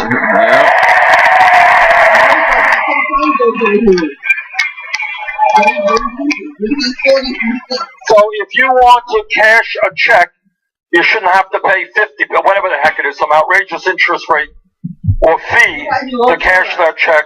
You should be treated as you would if you were in a wealthier community and there was a real bank. Second of all, if you want to make a modest loan, I'm not suggesting they get involved in big-time banking, but they can get involved in basic banking, which will provide a very, very significant alternative to these payday lenders and their horrific practices. Thank you.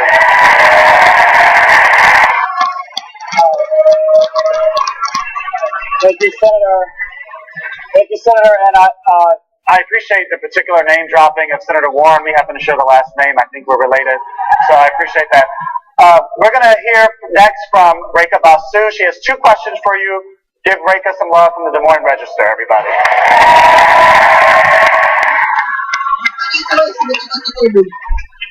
Welcome, Senator Sanders. It's good to see you again. Hillary Clinton, who is regrettably not here today,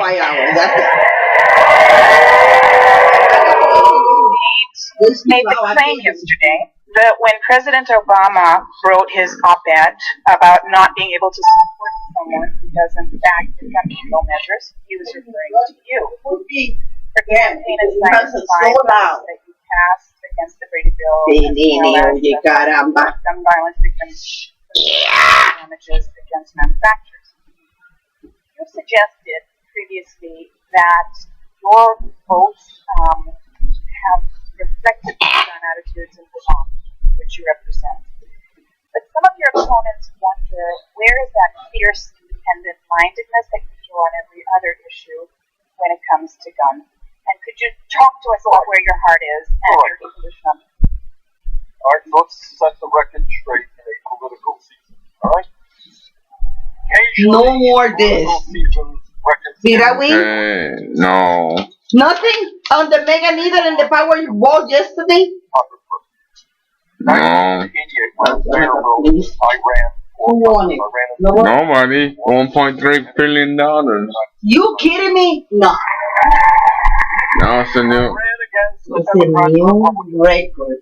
And you know what the gun people in that election said in 1988? Vote for the Republican, vote for the Democrat, don't vote for Bernie Sanders. Because he believes that we should ban the sale of assault weapons. I lost that election by 3 points. That was back in 1988 when I uniquely among candidates for that seat came out for a ban on assault weapons. Number 2. I know I'm being attacked being a stooge for the NRA. Well, some stooge. I have a D- voting record, lifetime voting record for the NRA. I'm quite a stooge. Number 3. As a member of the House and the Senate, I have voted for instant background checks, and I absolutely agree with what the President is trying to do in his executive order.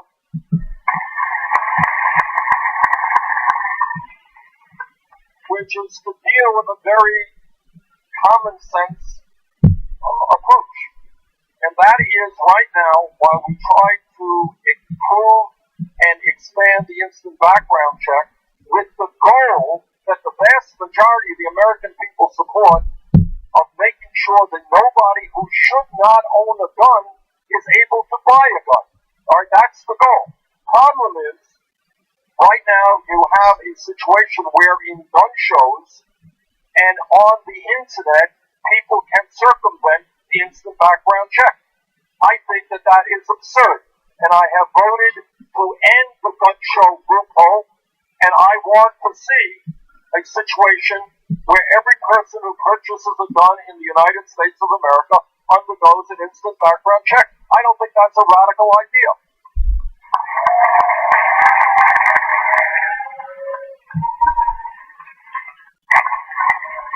Fourthly, right now you have a situation where somebody can walk into a gun shop, go through an instant background check, can legally purchase guns. Okay? Walk out of the door and then sell those guns to criminals. That's called a person being a straw man. I want to make straw men process a federal law. I want to make sure that straw men are prosecuted for violating federal law. People should not legally buy guns and then sell them to criminals. Fifthly, I get calls in my office, as I'm sure other senators and congressmen do, from folks who say, you know, my brother I am really worried about. I don't know what he will do to himself or to other people, and yet we're searching frantically and we cannot find mental health treatment that we can afford when we need it. I think we need a revolution in how we do mental health.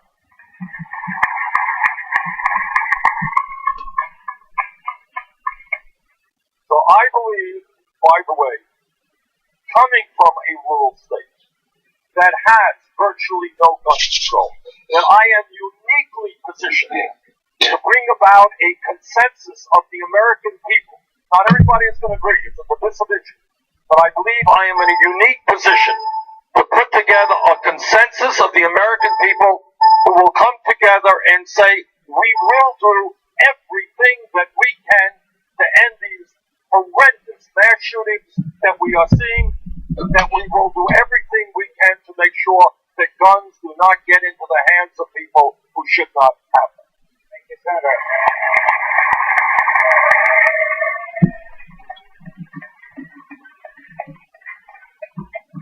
Thank you, Senator. I want to shift gears for a minute and talk about foreign affairs, and in particular, the role of U.S. foreign policy when it comes to upholding human rights and women's rights internationally. So, I'm wondering what you think that role should be, and whether you believe that in situations like Boko Haram in Nigeria kidnapping schoolgirls, or the Taliban's repression of women in Afghanistan, or honor killings, mass rapes, female feticide, female genital mutilation, child marriage, in various parts of the world, should they ever warrant direct U.S. intervention? And I'm talking about any kind of intervention, military intervention, withholding of foreign aid, diplomatic pressure. And how would you balance the line between necessary global pressure and heavy-handed intervention on behalf of populations in sovereign states that don't have a voice?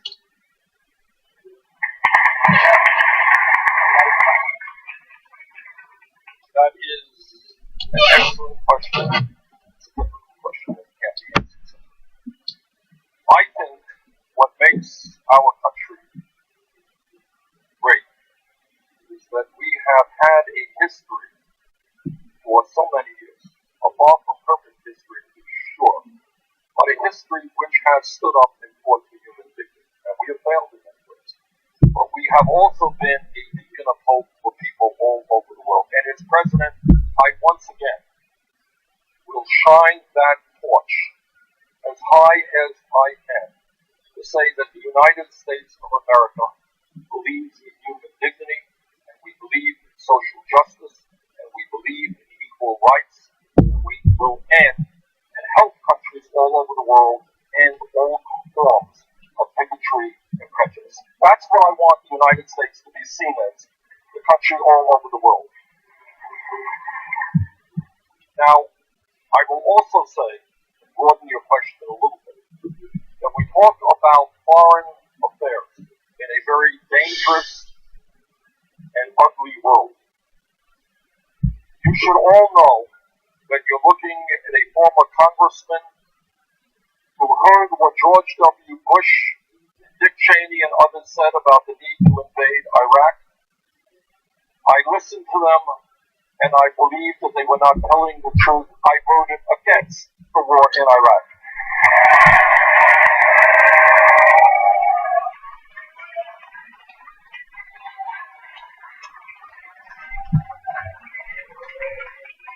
And to answer your question about military intervention and regime change, what I believe is we have got to learn the very painful lesson of the war in Iraq. And what that lesson is to me is that the United States of America cannot and should not do it alone. We cannot do it alone. And what that means, not only on the issues that you have raised, but broader issues, that we have got to work in coalition, broad coalition. Cannot be just America. Cannot be just our young men and women engaged in perpetual warfare in the Middle East, as some of our Republican colleagues want.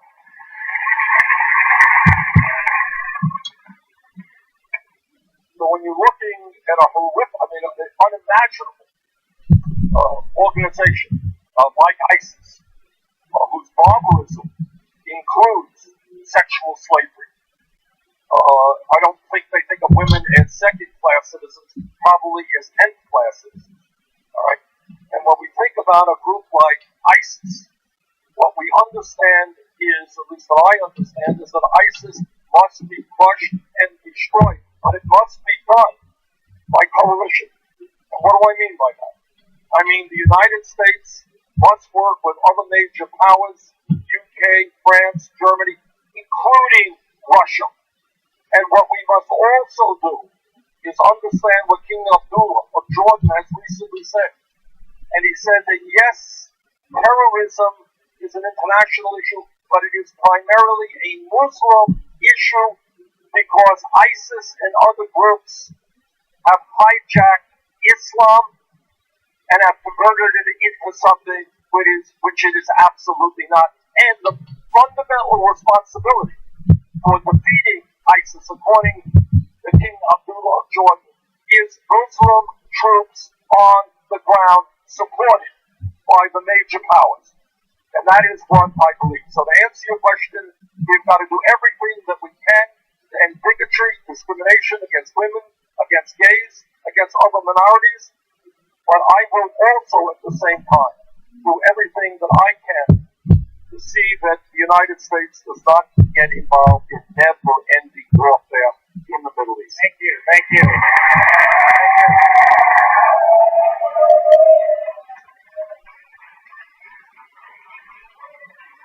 Senator Sanders, we're going to bring the issues back to domestic issues, particularly on issues facing not only this next questioner in the South, but around the country. So next we'll hear from Keisha Saffold from Alabama.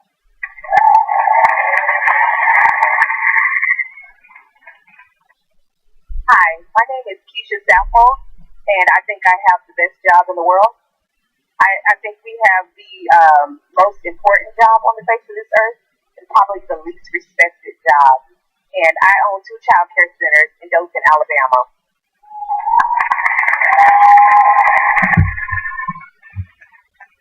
My centers are not traditional centers in that they're open 6 days a week and they're open till midnight. And this is based off of my good and bad experience as a single parent. In my former lifetime, I was a news producer, and I worked every shift, first, second, and third. And I just found from my experiences, the places that were usually open the hours I needed were in bad neighborhoods, and I just felt like I had to sacrifice quality. And I didn't understand why my daughter deserved less than because her mom had to work after 6 o'clock. And so for me, because I couldn't afford quality care, it was never about finding a good child care center. It was about choosing the lesser of the evils. So one night, I got off work with my then 2-year-old by my side, and we were mugged. And it was horrific. I walked away from TV news altogether. That's what I went to school for. That's what my degree is in. And I came back to Alabama to work in my mother's daycare center, and I went to work on my master's. And we started this child care center. Today, we're the largest privately owned child care center in our area. So I understand as a parent how difficult it is to be able to afford quality child care.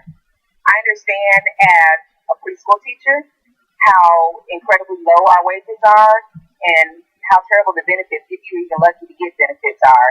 And as a child care provider, I understand how difficult it is to provide high quality care and pay your workers real wages. My question to you, Senator Sanders, is how can we change child care in America in a way that'll be beneficial to the teachers, to the parents, and to the child care providers? First of all, I got to give this lady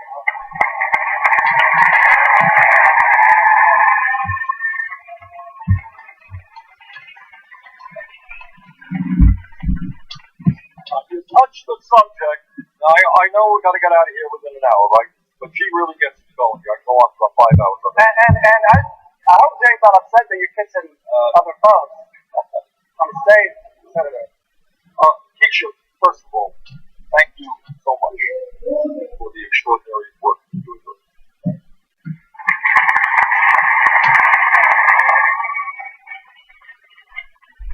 When I talk about a political revolution, when I talk about thinking big, when I talk about radically transforming our priorities in this country, what you say is exactly No. No. No. I was mayor of No. when I was No. No, Dios mío, tener. which is when I ended up meeting my wife Jane, by the way. She was interested in children's issues as well. We talked about children. And out of that came, to make a long story short, what was I think then and probably now one of the largest child care in the city of Burlington, after school programs for our kids, a community center for kids to play their loud and terrible music. But it was a very successful effort. A Little League program in the low-income area of our state, a kids' newspaper. The room is clean, it's just receiving and you make a mess here. This is you. Crazy the priorities are. Only you, Cabezon. Every psychologist who studies the issue understands the most important years of a human being's life in terms of emotional and intellectual. First thing I told you, make the bed. He never does it. I know. He knows everything, but then he does it, no. Think for a moment what we do in this country. As Keisha just said, all over this country, including my own state, it is very, very hard for working families to find high quality, affordable child care. What you find is that Keisha touched on it as well. You find that many of the people hired in child care are making what, $9, $10 an hour? Not even that. They're making less than McDonald's work. I want to put your bed in this side, so I can put that in that corner. And then this I will put in that corner so you have more space. That people who work with 3-year-olds are doing more important work than college professors. I think, because then the bed will be there and your dresser will be in that corner, because in the same space, then you will have. Alright. So what do we do? What we do is understand we're not living in the 1950s when Dad went to work and Mom stayed home with the kids. Right now, I don't know the exact number, but something like 80-85% of moms are not staying home with their kids. They can't afford them. They're out working. So what our job is to understand that when we talk about education in America, you're not talking about first grade through high school. You're talking about 0 through university level.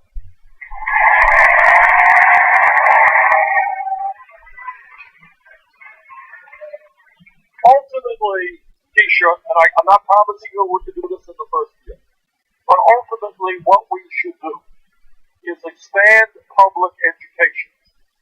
Now, right now, I have a proposal to make public colleges and universities tuition free.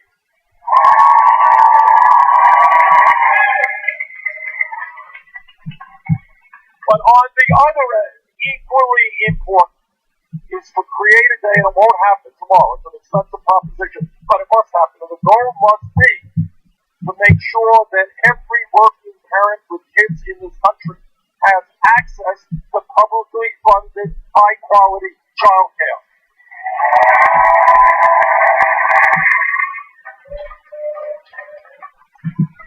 You know, everything gets tied together. You know, as we all know, one issue is related to another issue, related to another issue.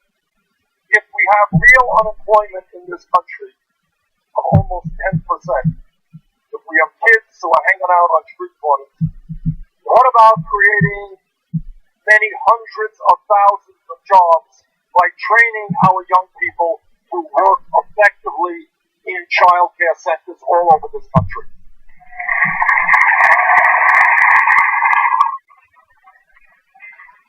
Lakeisha, thanks again for what you're doing.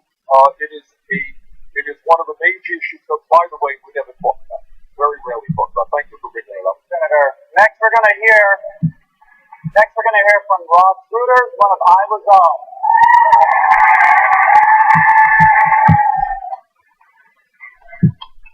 My name is Ross Peters,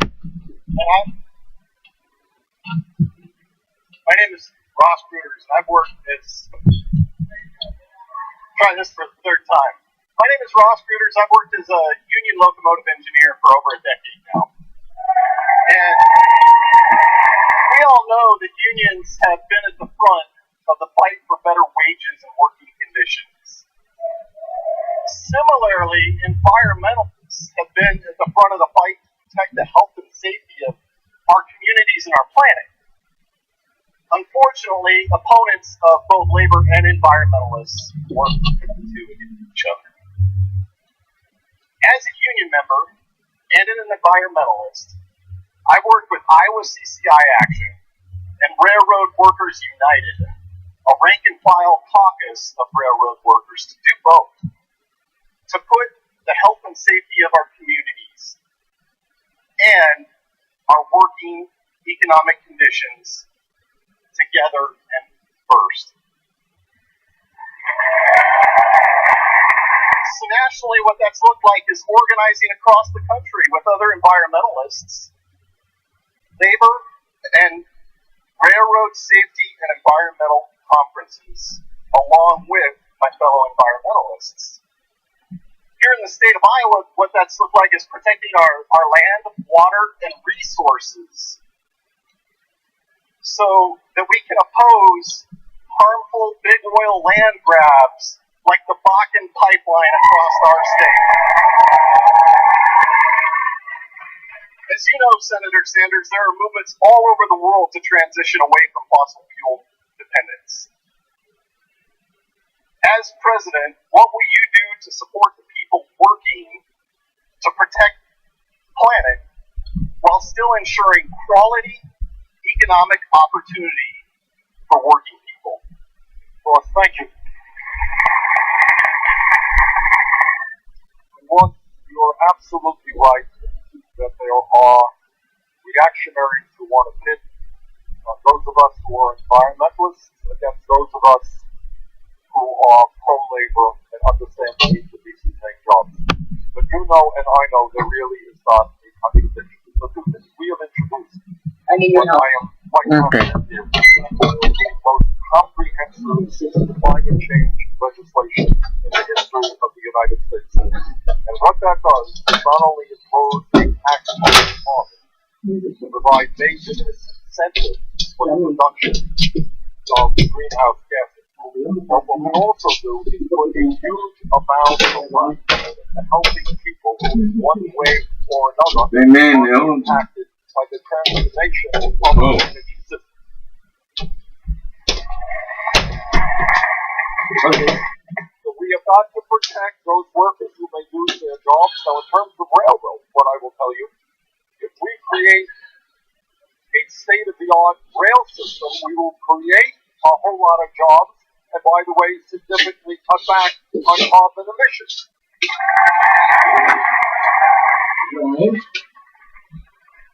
The bottom line is, I believe if we are sensible and sensible, we can transform our energy system, we can create millions of decent jobs in the process, and we can protect those workers who are impacted by the transformation.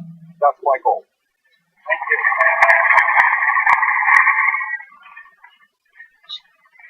Senator, our next questioner is Enrique Aguilar from Greater Minnesota.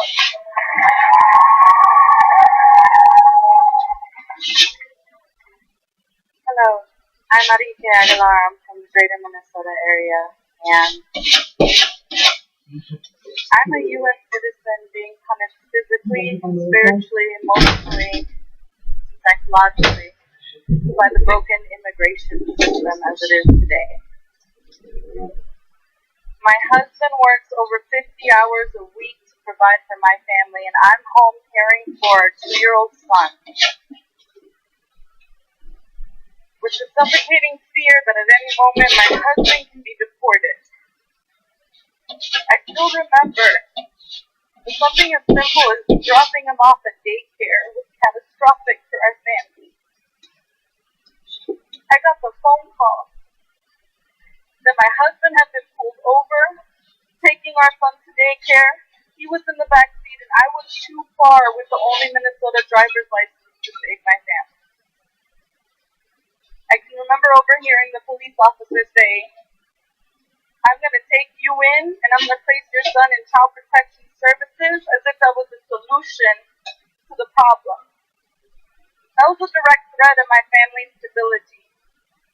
And I'm tired of living under the fear that I will be pushed into being a single mother, that my son will be forced to live without his father, and that my husband has to fight tooth and nail to be a father to our son.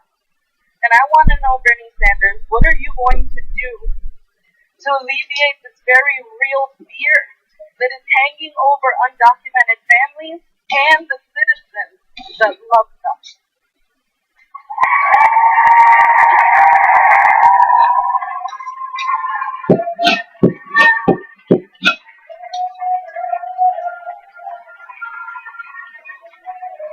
Excellent question. Mm-hmm. 7-9 really cool. 1,300. Oh, I have to walk over here. 1,034. Yeah, but I have to. That's only getting out from the place. That doesn't count the traveling. That doesn't count the. I do not agree with him on his policy for deportation. That doesn't count the. Number two, as soon as I possibly can, we will provide legal protection for 11 million undocumented people in this country.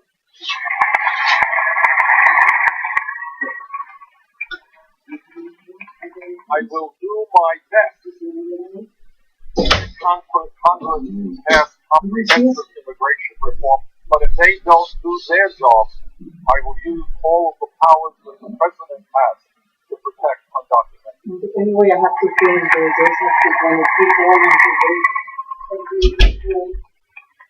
And thirdly, President of the United States, I will do everything I can to stand up to the Donald Trumps of the world and their bigotry and their xenophobia and their desire to turn one America against the bathroom is hot because you're going to keep taking the shower without pulling the fan.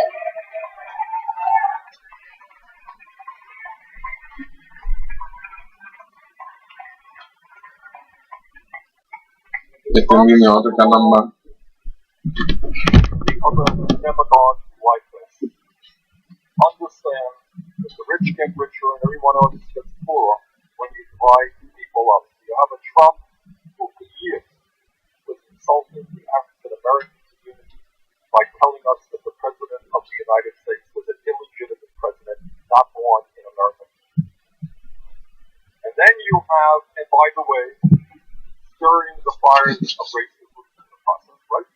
Think about it. The President of the United States won pretty strong votes, re-elected pretty strong votes. You got Trump, now he's going around, oh, he's not a legitimate president. You know, it's funny to think about that. My dad was born in Poland. I'm the son of an immigrant. Nobody has ever asked me for my birth certificate. Maybe it has something to do with the color of my skin as opposed to a mom. For what?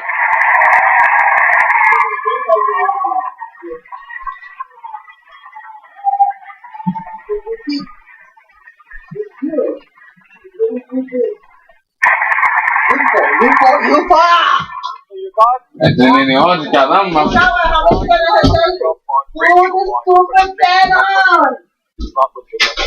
Let's go, my drywall. You don't fix it, so I have to fix it, and you don't have the time. And rapists and drug dealers that were supposed to hate Mexicans And then his next brilliant idea is we gotta prevent Muslims from coming into this country, and we're supposed to hate Muslims. That type of demagoguery has gone on. He didn't invent it. It's gone on for hundreds of years. It's called scapegoating minorities. And we're supposed to hate people because they're a little bit different. Our job is to stand together, to be united, not divided.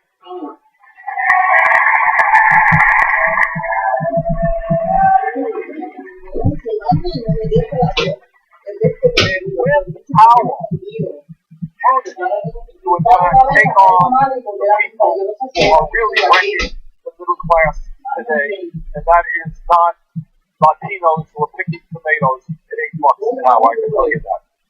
Thank you very much. Next up, we're going to hear from George Zornick from The Nation magazine. Senator, thank you. I'd actually like to follow up on that issue. As you know, around Christmas time, the Obama administration stepped up deportation raids for families that came from Central America, particularly child migrants. You wrote to the White House and asked for temporary protected status for these migrants. I'm curious, if you were to become president, what your criteria would be for granting them theoretically over 4 or 8 years of these crises, other groups asking for that protection. So how do you evaluate their claims, and who would you grant? Good question. This is what I do. Once again, this country has historically about the beacon of hope. It sounds rhetorical, it sounds overly the United States. You need to put this one on, because otherwise you're going to break. Freedom, democracy. And what you're talking about is the fact that people have fled Guatemala, Honduras, other countries, where communities are literally being run by the drug cartels. What we know is that some people who have been forced to go back have been killed. So if you're asking me what my status is, what refugee status is in general, it says that when somebody is forced to flee their country because they and their families are unsafe back home, they could be killed, they could be illegally imprisoned. That to me is what refugee status is about, and I think we have the moral responsibility to protect those people. And that's what I think.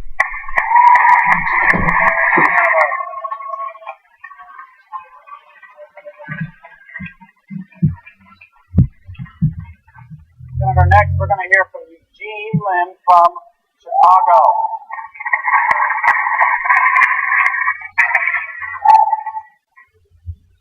My name is Eugene Lin. I'm from Chicago.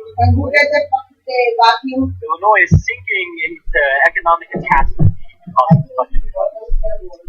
And I am a hard-working, college-educated American who budget cuts could kill. I receive Medicaid, on depression treatments, and I'm very precariously employed at an underfunded homeless shelter where I help the homeless go back to school and find jobs. So my state-funded shelter turns people away and lays staff off every month because decades of tax dodging by Illinois' wealthiest broke our state budget, which corporate Republicans and Democrats alike refuse to balance by passing 1% more. Instead, they shut shelters like mine. They cut Medicaid programs like mine. And they defund every public good. Rich people and corporations abuse our political system. Seeking profit, they buy public office like our own Governor Bruce Rauner did with $30 million of his own finance capitalist cash. And then they push budget cuts. And then they push tax laws that lift their profits but stifle the kinds of targeted investment strategies we've been talking about today. So all of this is called austerity. Senator, how will you fight big money in elections? And how will you raise revenue to fight big money's austerity politics? Thank you.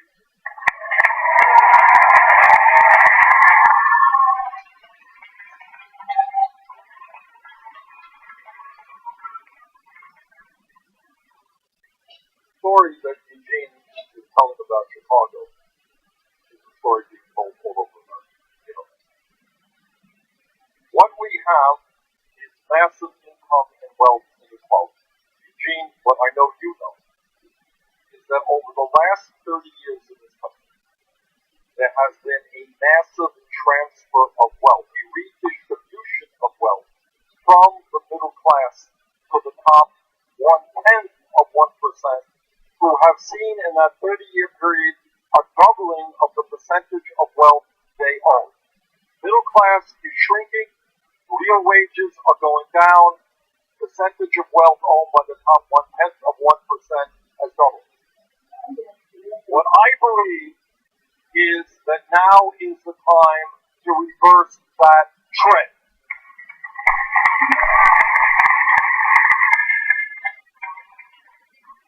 So we have a series of proposals and we'll have more, which demands that the wealthiest people and the largest corporations start paying their fair share of taxes in our country. Right now, you have major corporations making billions of dollars a year in profit, who are stashing their money in the Cayman Islands and Bermuda and other tax havens, and in a given year not paying a nickel in federal taxes. Okay. We are going to make them pay their taxes. That's $100 billion a year.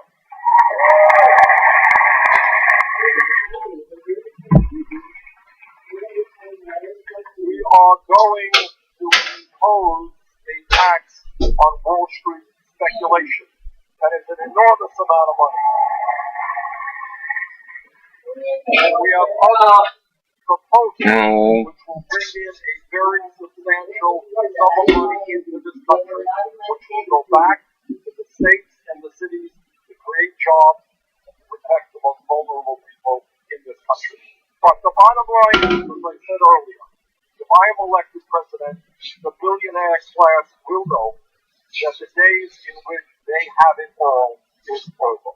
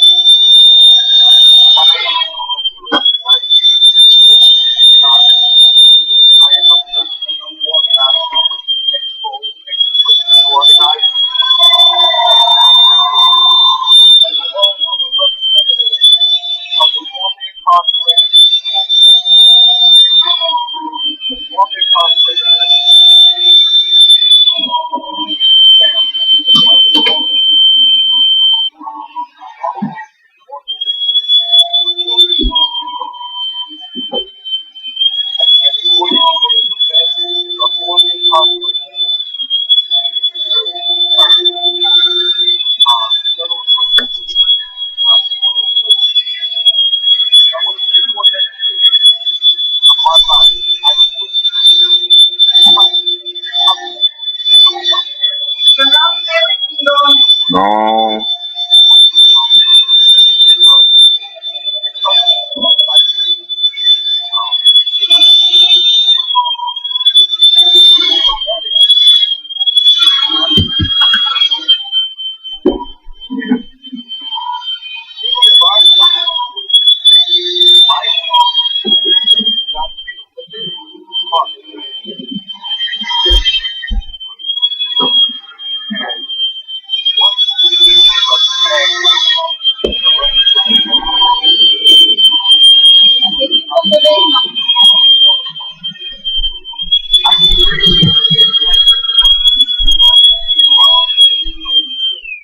I understand the bearing of returning to my community after hundreds of applications.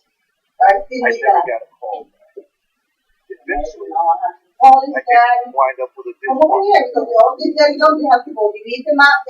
I know that 90% of the employers do background checks, and the results of that is many individuals, families, and communities are being discriminated against and left in private. I know that President Obama took an initiative to use his executive authority to ban the box.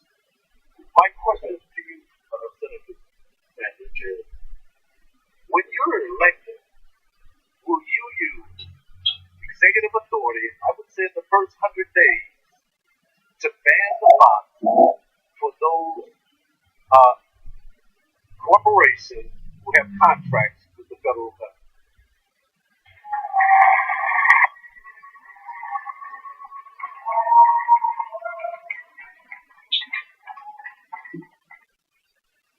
Yes.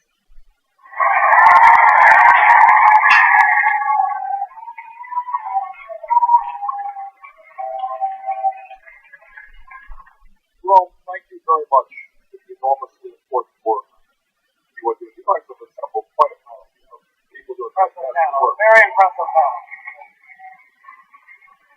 What Jerome is touching on is a huge issue. And it has to do with the fact that A, we have so many people in prison, and then B, they get out. And people get out, they don't have, and they can't get jobs.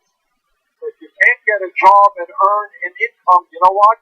There is a real likelihood you're going to go back to your old environment and end up back in jail again. Not too bright. So I think the answer to your question is yes, we've got to give people a fair shot at getting their feet back on the ground again, getting back into their communities and earning a living. Now let me touch on another issue. There are many, many hundreds of thousands of people who are felons in this country who serve their time but don't have the right to vote.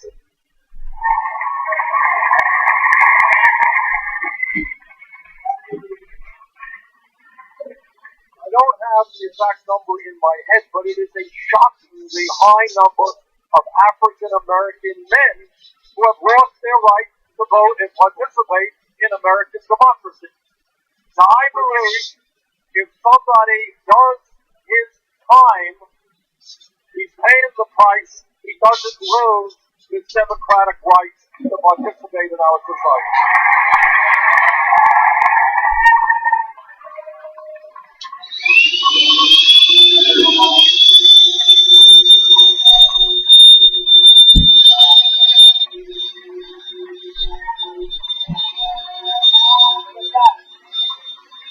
Please join me in thanking Senator Bernie Sanders for joining us today.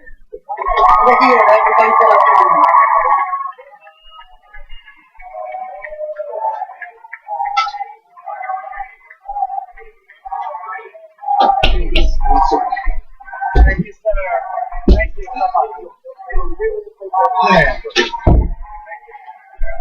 This is too close to the wall. I already washed the floors and everything. Before you go anywhere, we have two final speakers to close us out. Thank you so much.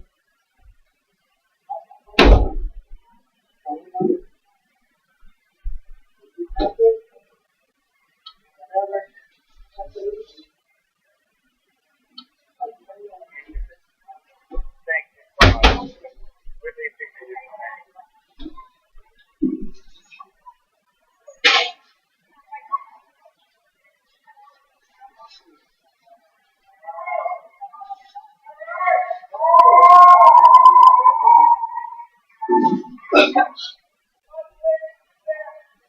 So, to close us out, we have two very esteemed speakers.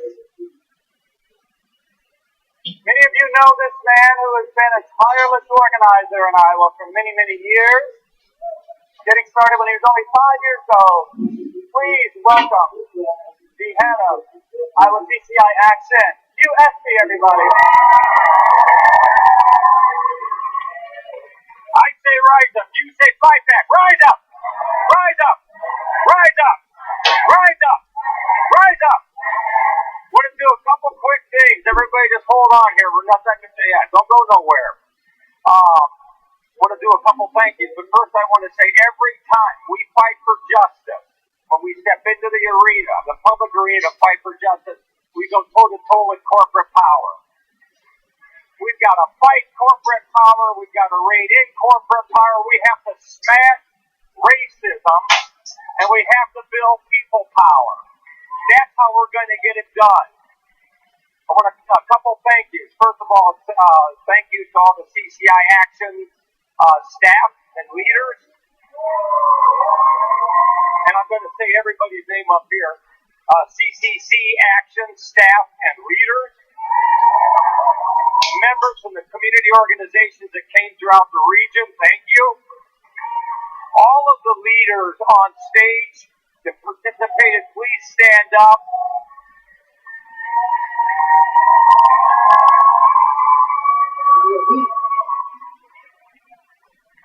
They put their heart and soul into this. They laid it out with vision and values, and they know, please keep standing, they know that this is about the movement.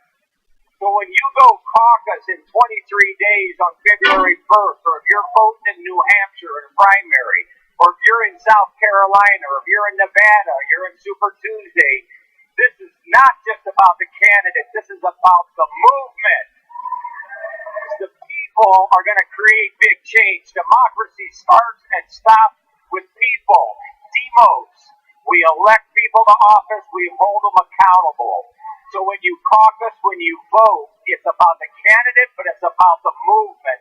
We have to keep building the movement 24/7, 365, all the time.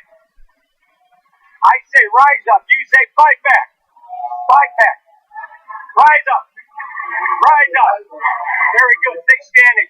We're going to do one last chant to close this out. And then, does everybody remember Occupy? Mic check. Mic check. Mic check. We believe. We believe that. We believe that we believe that we will win. We believe that we will win. We will win.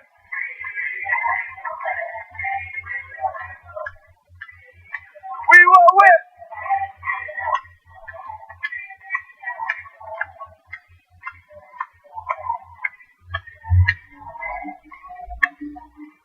Thank you, everybody. Remember, it's about the movement. Let's go get them.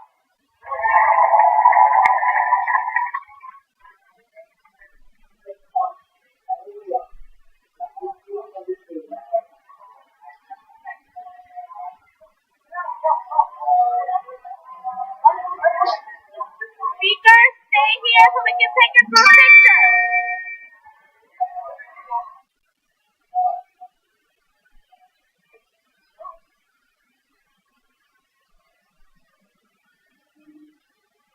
Well, that's all we get of that. That was great. That was awesome. Yeah, I can put it off. Just cut off. Yeah, that was incredible. Welcome back, everybody.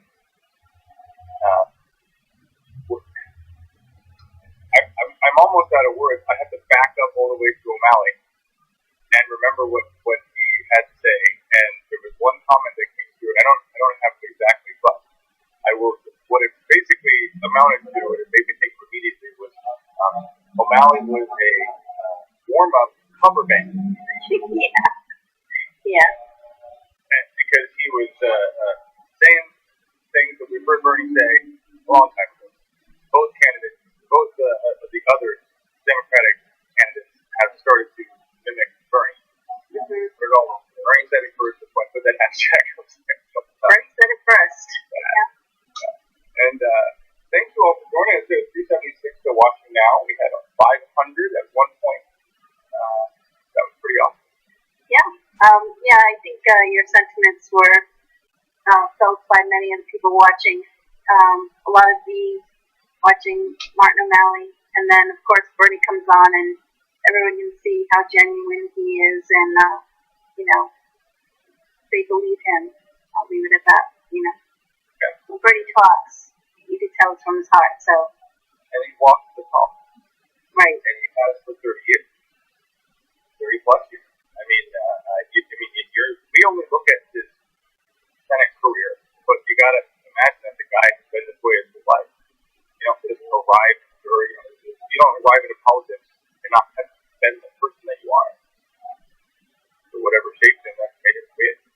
Yep.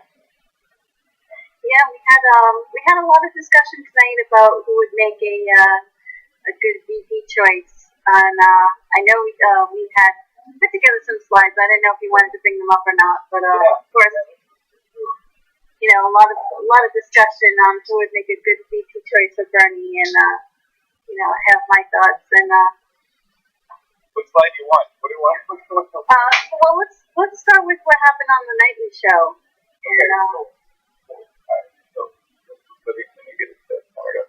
yeah, if anyone didn't watch it, Bernie, I think, made his third appearance on the nightly show this past week. If you haven't seen the video, go check it out. It's really good. Bernie, you know, always does a great job, but they had him on the panel as well as a little bit of an interview. And the panel, did you want to mention what question he got asked on? Actually, I didn't get to see it. Oh, but I'll pull up. You need to talk about it because I have not got a chance to see it. I'm just going to show slides. Okay. So one of the questions he got asked was, I'll use the quote, "A lot of people would like to see you run with someone that rhymes with Elizabeth Warren." And he said, "Have you put some thought in your running mate? Would you ever hint at something like that?"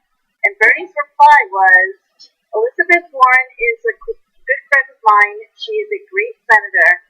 She has stood up to Wall Street and big money interests. She and I will work together." And of course, you know, Bernie almost broke the internet with that one. And this quote, I just want to say we're taking a quote here that you're seeing from a Ring of Fire article that references pictures there. But I saw this stuff come from Slack. I haven't got a chance to watch it. Yeah. What was the audience response? Oh my God, they almost lost it. But I think Bernie would do something with Elizabeth Warren. Personally, I would love to see her as VP, but I know that she is really important in the Senate. Maybe she'll get a cabinet position. I don't know. I would love to see her lead the Democrats in the Senate, though. Lena Turner has been mentioned a lot. Wait, I gotta ask you about the division in the audience here between we want her to run to VP, but we don't. We need her in the Senate because we're gonna need people like Elizabeth. Right. And I'm gonna have to agree because the VP is usually not much, right? I think they're just kind of window dressing, no offense, Joe. Yeah, but at the same time, if there was ever any kind of division in the, I think the VP gets like some final vote or something. Sorry, my civics is not doing too well for me right now, but yeah, I mean, I don't know. I'm torn because I would really love to see her on the ticket with him. If nothing else, maybe after Bernie is done, maybe she can, you know, become the next president after Bernie. And don't forget, every House seat up for grabs and 34 Senate seats. So we may not need people like Elizabeth. You know, if we actually get out there and vote and put more progressives in Congress, then why not make her VP? Exactly. The other side of that too, I'm going to put it, but here's what Celeste had to say in here. Here's what Celeste had to say. Says it's, the VP has a defining ballot if the Senate is 50-50 on a vote. Yes. So that's a big deal with the VP. How often does that happen? But not very often. Yeah. But like I said, Nina Turner, I think, would make a great VP choice. She's right up there on my list. Also, a lot of people in the chat room, like Nina as well. Well, I think they're kind of like a good face. They go around and do a lot of, like you know, they're like an ambassador kind of like. I mean, that's what I always see Joe doing. I think he's not saying. I mean, I think some other people, like I saw Robin Morris put Jerry Brown. I've seen other people put Gillibrand, I think is her name. But it will be interesting to see who Bernie picks. And it was funny that he made that comment this week. So let's see what happens. Yeah. I would just like her to come out and give her endorsement. Let's get that rolling first, and then we'll wait. You're talking about this in Slack in the production environment. I think that they're saving that because why use that now? Right. So you think they'll do it soon, though? I don't know. I think right before Iowa. I mean, why not? Why not ride away? I don't know what the corporate media has told is actually putting out there, but two things to note that may have this happen here. Besides yet another poll that says Bernie is going to be should be the pick for the Dems. He's going to take Montana. Right. He's going to take Montana. We talked to Nevada. Was it Nevada? I'm sorry. Nevada. What are the Hillary's? There was an article, I think in the HuffPost, I'm not sure if there was an article where it was talking about Hillary's firewall in Nevada, yeah. Okay. And then the BS. Yep. Yeah. Especially we saw it when we broadcast and we were watching the battleground dinner out there. Hillary had a kind of a lukewarm reception, and then the crowd went crazy with Bernie. And a lot of, I do want to clarify, the noisemakers that you heard were supposed to be for Bernie, but they sounded awful. Like, a lot of people were complaining, like, what is that noise? And it was supposed to be, like, instead of clapping. So, next time, whoever purchased those things, don't do it again. Yeah. But, yeah. Soccer games were insane. Yeah. Okay, around the world where they use those things all over. Sean Porter, and I saw this, I was going to post this up earlier, guys, but I did. The hashtag Families First is trending for 2 hours now. Nice. It's really nice to get a hashtag besides Trump or Clinton or something related to those two persons, trending. Bernie Sanders rarely trends because I think they seriously that down, even though he pushed the hell out of it all the time. Well, also, somebody's name trending doesn't necessarily mean positive. Right. As we know, Donald Trump was trending because he dismissed a Muslim woman from one of his rallies, I believe. Yes. Yeah. That's a great time to bring up this slide. Yeah. So, yeah. So I know he was catching a lot of slack for that one. Yeah. And, I love this slide that you're bringing up, John. Yeah, here. So I saw that Trump was trending again on Twitter, and just for everybody who doesn't know, all the 44 of you that are still viewing at this moment, I'm the guy usually in Twitter now. I decided I was going to embrace Twitter, and I love it because it's about hashtags, it's about headlines, and I grabbed it here quickly. So we just blast screenshots constantly on Twitter. Janine grabbed the comment, me taking the screen grab, heading Sean Porter to them, pushing them off Twitter, and we're just trying to blast all this stuff. But I saw that Trump was trending, and I was like, why is he trending? Jane's absolutely right. When I look at Hillary, most often what I see is negative. Okay? There's like one story, Hillary says this, did that, or something, and then the rest of it is not good. It's her in relation to a bunch of things being said about Bernie Sanders, right? So that's what Trump is a mixed bag depending on who is reporting the information. But this was awesome. I will go to a full screen so you can see it. It was the article. Yeah, some comments already coming on about the picture. Yeah. Okay, so here it is. So the story was unfortunately a sad one, actually, about a Muslim woman who was silently protesting at a Trump rally. Wow, courage for you for being there in the first place. And she was escorted out. And underneath that, I see this. A guy told Donald Trump with a Trump Likes Nickelback sign in the rally. And, okay, whatever. I'm nothing to the person in Nickelback, but that's yeah. the hashtag Trump likes Nickelback now in the chat room. I wish I could run the overlays and talk. I can't. But that's okay. We're wrapping this one up because it's 2:30 here, and we have another one that starts at 4, right? Yeah, we're going to be starting in less than an hour and a half with Bernie Sanders in Des Moines, Iowa. And we have our reporter Jason Strong on the ground, who is going to be giving us a stream. So thanks to Jason for that. I know he's probably out there getting things set up. So yeah, it's going to be great.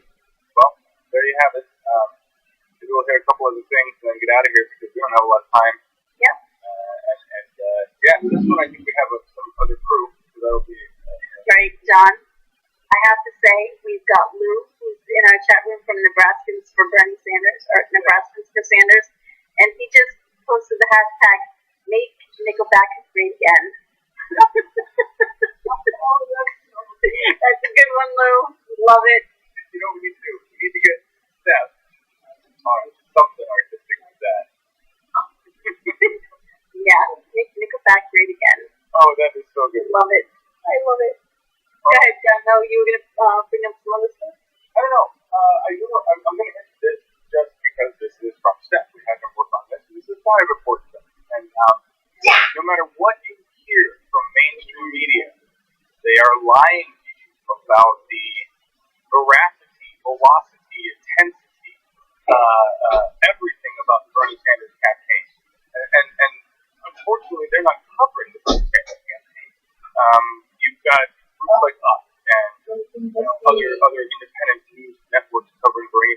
Obviously, we're covering Bernie a little bit more than everybody else because that's what we're dedicated to doing at Bernie 2022. But these are stats. It's a beautiful image created by Steph, our Belgian artist.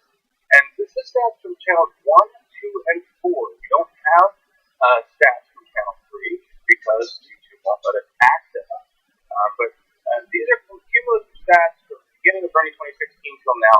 And video time in minutes. That's the total amount of videos we have created by Capturing Bernie and other series we've done, like People and Native Life, all of that stuff together. Most of it is live route. Most of what we call it Chasing Bernie in the production environment. And you can see here that that is 20,922 minutes of video time that we have created captured for Bernie. I think that's a little bit more than ABC. And watch time in hours, this is you guys. This is the 99, watching the network of the 99. 184,869 watch time hours. Total shares, and this is where we're really hitting the other candidates, the establishment on the web. 20,540 shares of our videos. And keep in mind, this is just data from YouTube. It does not count embedded shares directly from Facebook. This is only counting YouTube data where it recognizes shares from other entities. So there is more happening, of course. This is just data from us, right? So, but total shares, 20,540. Total views. How much time are you guys spending watching Bernie Sanders? 1.2 million. Is this minutes or hours? We lost the marker. I'm not sure which. Which one? 1.2 of views. Oh, it's 1.2 million views. Oh, views. That's Yeah. right. 1.2 million views. That's huge. That's huge.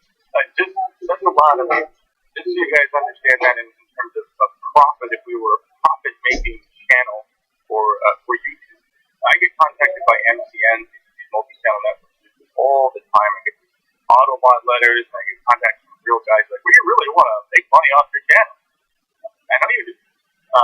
We average around 100,000 views a month, 150,000 views a month, and they start looking at prospects from 20,000. Right? We're not ever going to charge money on this channel, and so it's just kind of fun. That's you guys. This is the impact, the power that the 99 have, because this is reach. All of this is Bernie getting out there to the rest of the world on the internet. Total comments in this one is the one that has the most impact because we're talking about engagement. We are talking about what semantic search, what Google search engine Hummingbird is all about. That's my old world. 249,500 minus one channel, of course, talking about Bernie Sanders, talking about our democracy, talking about what we need to do to repair this nation. I mean, that's just it's badass. Like Jerry Irwin just said, we are the media. Yep, we are. We are the new muckrakers. We are the media. Cool. Anyway, it's interesting. Anybody watching Mr. Selfridge? But they're in that era. They started like 1905-ish, 1910, something like that. And they're in London at the same time. Corporate paper control, government, intertwinement. Happening today. You're right. The difference is that we've got this, and we're not the only ones. We've got a lot more power than they had 100 years ago. Absolutely. They didn't have the power of the internet. Nope. And they didn't recognize that they could take that power. I don't think they did back then. They really don't. What else do we want to cover? Are they bored? Do we want to go? We're supposed to go anyway. Let's show them the graphic. Yeah, move on. Again, just don't forget to vote for the Move On poll. They're looking to decide who to endorse. So go to front.moveon.org, and from there you'll be able to vote for Bernie if you are already a member. So please don't forget to do that. Voting ends tomorrow.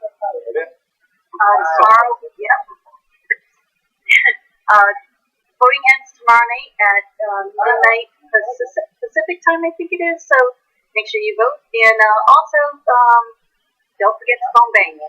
Please go to berniesanders.com/phone bank, and if you can't do it today, tomorrow would be a great day to phone bank. So, and then you can always volunteer for Bernie 2016 TV. Send us an email at info@bernie2016.tv, and that's always helpful. Yeah. We could all. Actually, we're getting a lot more emails. We try doing all sorts of crazy ways before they're working. Just send an email. So thanks again to everybody who's been watching us. And John, if you want to just pull up that wonderful song for our end. Yeah, which one we're going with? I can't remember now. It was the one you just had. Was it? I think so. Yeah. Why not? Yeah, let's go with James Tuttle. All right, James. Quite a unique song you have here, sir. We were impressed. We love the music of the 99 for Bernie. Yes, this isn't. That's what's so cool. It is all different, and we respect it all because it's all not. It all has point. It's wonderful. It's just expressive. It's beautiful. So this is and I'll get the picture for you. All right, this is "I Feel the Bird," Bernie Sanders song by James Tuttle. We will see you guys really soon. Thanks for joining. Bye, everyone.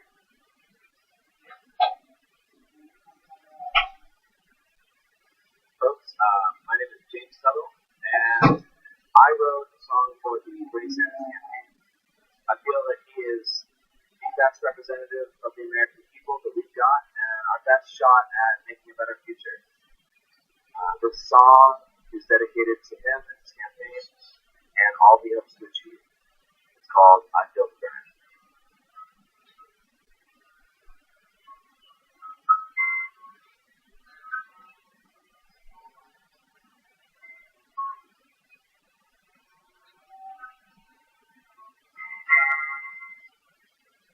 You know you're poor when you've been kicked out your front door by the politician with papers in his hand. Did as you're told, into your own. Your retirement on war it won't stand. Now the kids, they are shackled with debt. Went to school, now there's only regret. It is time, the times to turn. Yes, I feel the burn. It is time for times to turn. Yes, I feel the burn. Burn, baby, burn. Burn, baby, burn. Amongst the bright green of open sea, this little man who fought for us to see began. Time has come for the change to be done. A selfish man will soon lament. He is our voice and he is our choice. Barbecue the bronze bull and let the wall burn. It is time to turn. Yes, I feel the burn. It is time to turn.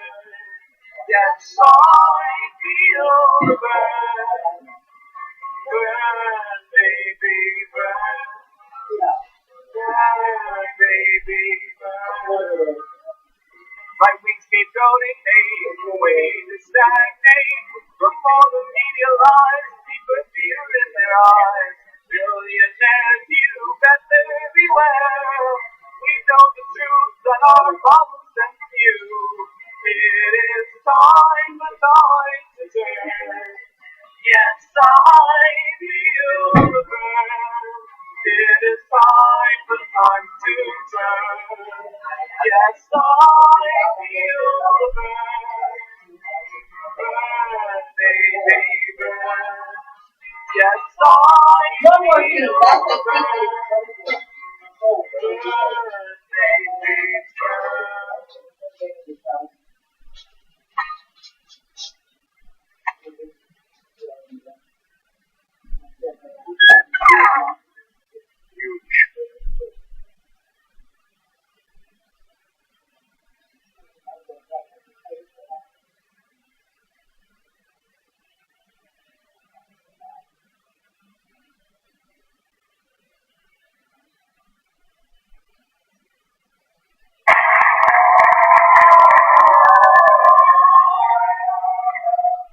Alexis, thank you very much. Thank you, Alexis, for your generous introduction, but more importantly, thank you for your courage.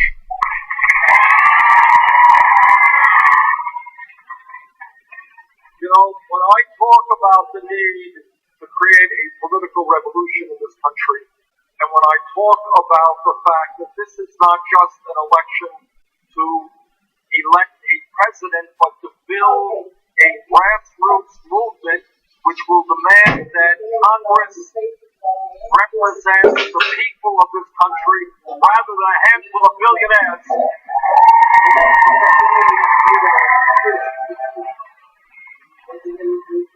What I am talking about in 50 states in the country is what CCI is doing right here in Iowa. Guys, thank you very much. You are doing it. You are bringing people together from all walks of life to say that government cannot continue to be dominated by wealthy campaign contributors and big money interests. Thank you for being a model for America.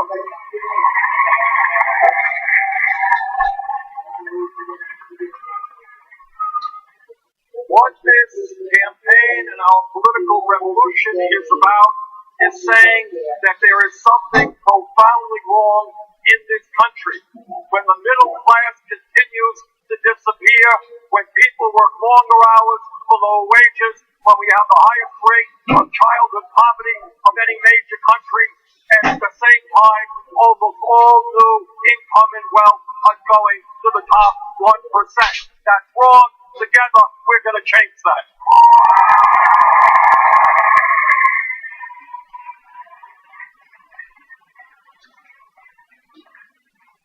What we have now is a rigged economy attached to a corrupt campaign finance system.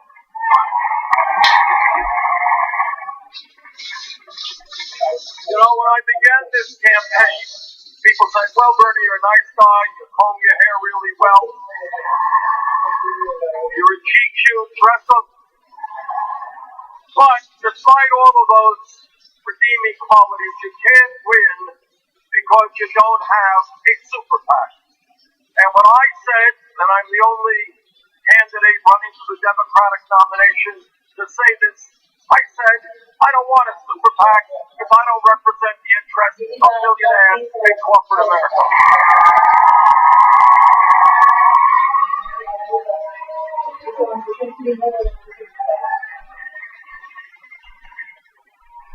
So what we did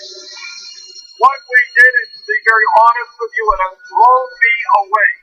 What we have done is gone out to the middle class and working families of this country and said we need fundamental changes in our economy, in our political life, in our criminal justice system, in immigration, and I'm going to fight for that, but I need your help.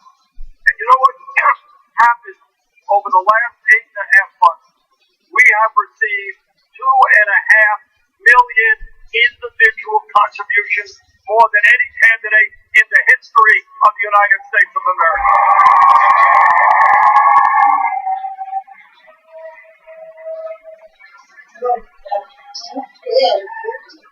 So we have already accomplished an important part of the political revolution, and we've shown the establishment that you can run a strong and, I believe, winning campaign without being dependent upon millionaires and billionaires. Working people can do it. What this campaign is about is ending the disgrace of the U.S. being the only major country not to provide health care to all people as a right. Thank you, nurses. What this campaign is about is saying we will end the disgrace of having more people in jail than any other country.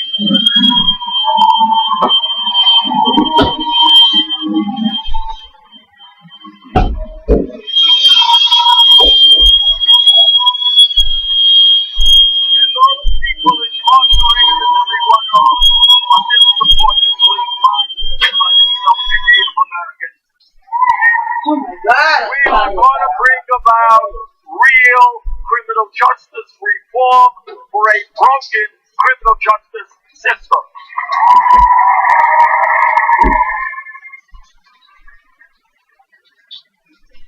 And what we are also going to do is to tell Alexis and her family that they no longer have to live in the shadows. We're going to pass comprehensive immigration reform and a path toward citizenship for 11 million undocumented. Oh my God.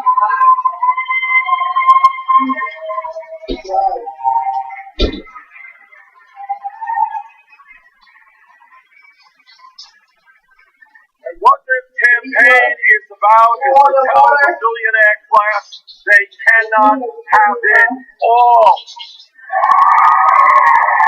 They are going to start paying their fair share of taxes.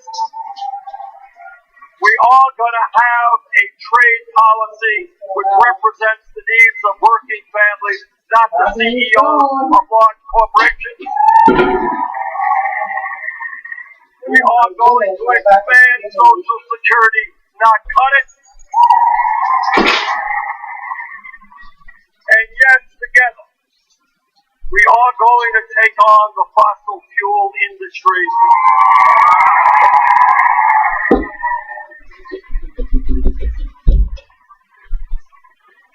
And we are going to transform our energy system away from fossil fuel, away from the Bakken pipeline, away from Keystone Pipeline.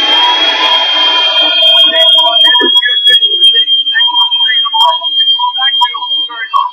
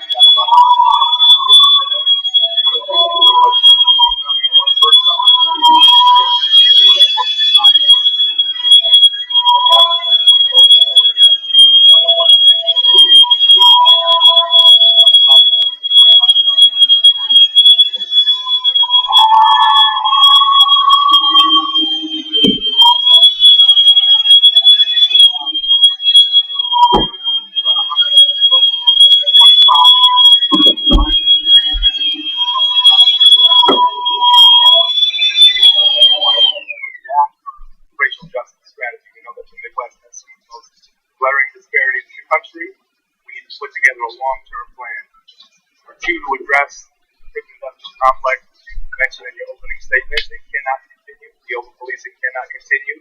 And we need to put together a plan anchored in our communities to solve it.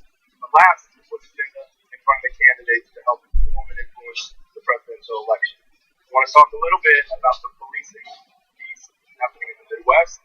Many of us from the organizations that I mentioned face high-profile cases of police violence together. We will recognize Rice, Michael Brown, Tony Robinson, Juan McDonald, Ia Boyd, Teddy Jones, Jamar Clark in Minnesota. When I say Jamar Clark, many of the folks who knew him, family, friends, and others are in this room today. Raise your hand and say hi. If you know Jamar Clark, know of him, or are demanding justice in his case. There was an occupation that followed the death of Jamar Clark. That occupation involved taking over police precincts, shutting down freeways, shutting down malls, shutting down airports. This is happening in cities all over the Midwest, as you well know. Following that occupation, some local elected officials in Minneapolis decided to carve out from the budget $600,000 to go directly to a police station that was directly responsible for the death of Jamar Clark, to reinforce the police station and reinforce glass, windows, and fences and barriers between the police station. The community rallied to block that funding, and that proposal was pulled because of many of the folks in this room who demanded no more investment in a system that's broken. My question, Senator Sanders, is our black and brown communities throughout the Midwest are in absolute crisis. We need a president willing to take big, bold action in the moment. On behalf of the great folks of Iowa and throughout the Midwest, we're asking you to follow the model began at the 4th Precinct in Minneapolis in honor of Jamar Clark and divest from the tools of mass incarceration and punitive law enforcement and create a massive jobs and infrastructure bill. Cut the cord on things that don't work and commit $200 billion, not $1 million or 1,000 or 600,000. We want a president who will commit $200 billion or more and invest in the health of our communities. Can you make that commitment today? No, I'll invest $1 trillion in rebuilding. All right. Look, this is the story. Thank you very much, Anthony. All right. Here's the story. Youth unemployment today is off the charts. African American youth unemployment and underemployment is 51%. All right, 51%. So what I think, you want a radical idea? Maybe we invest in education and jobs rather than jails and incarceration.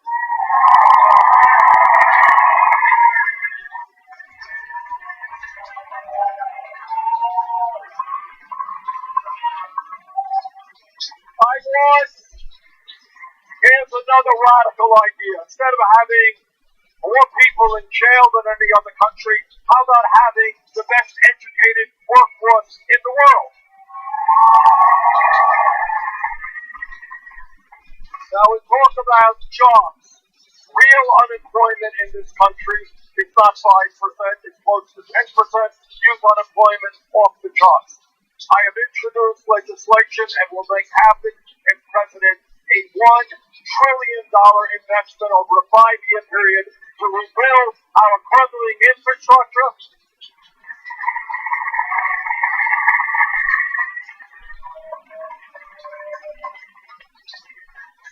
The train, not everybody wants to go to college. We need plumbers, we need electricians, as we transform our energy system away from fossil fuel, we need people installing solar panels, insulating homes. In every speech that I give, Anthony, in every speech, what I say is that it is more important for our kids to have jobs and education than to be hanging out on street corners. All right? So yes, when I talk about a political revolution and transforming America, there will be a huge focus on the needs of our young people and creating a full employment economy. No more tax breaks for billionaires. I'm going to follow up on this. Senator, I'd like to follow up on Anthony's question. We love the $1 trillion number. That's music to our ears. The question is, will you target that investment of $1 trillion to the communities, both urban and rural, with the highest rates of unemployment and concentrated poverty? Absolutely. We are talking about addressing the crisis of youth unemployment and high unemployment in general by definition. It means that we need to target that money to the communities that need it the most.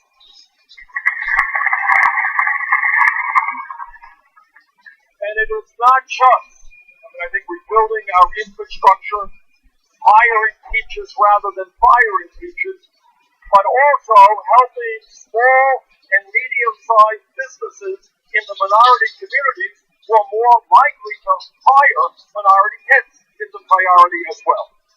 Thank you. Next, Senator, we're going to hear from Angela McCall from St. Louis.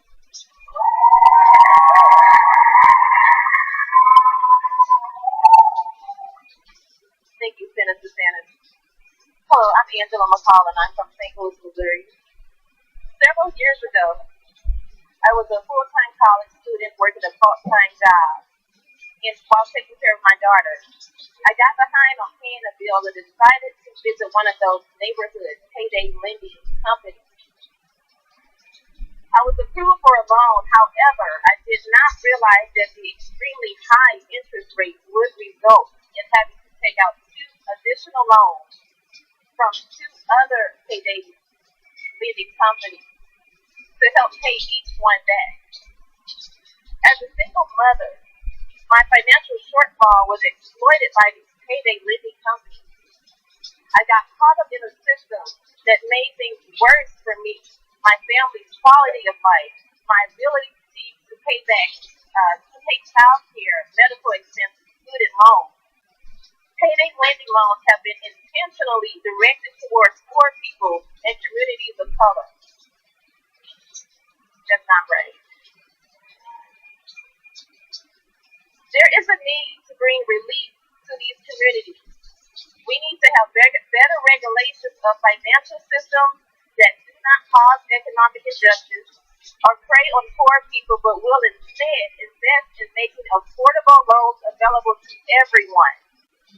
No one should feel that the only option is to take out predatory loans. Building wealth should be the focus. We need an administration that will protect us from economic violence and injustice. Senator Sanders, what would you do to ensure that the Consumer Financial Protection Bureau and other federal financial regulators interact with communities that have been stripped of wealth by abusive, predatory lending and chronic disinvestment? Very much,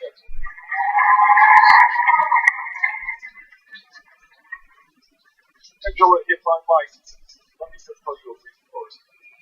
About 2 months ago, I went to a community in Baltimore, largely African American, who are unemployment up to 50%, most of the buildings shuttered up. And you know what was amazing? In fact, that was pretty great.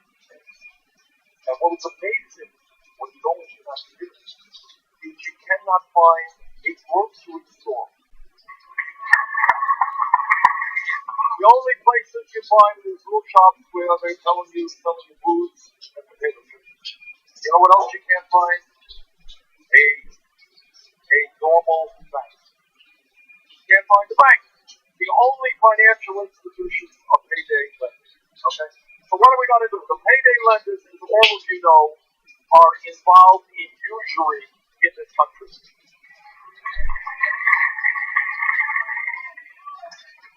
And anybody who studies religion, whether it's Christianity, whether it's Islam, whether it's Judaism, anyone knows anything, is in all cases, usury is regarded as a sin.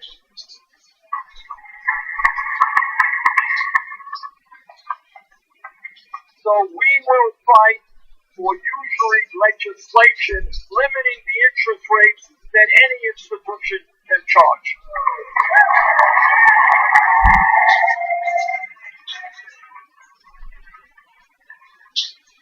And this is not just the horrific behavior of the payday lenders. Some of you are paying off on credit cards 15, 20%, right?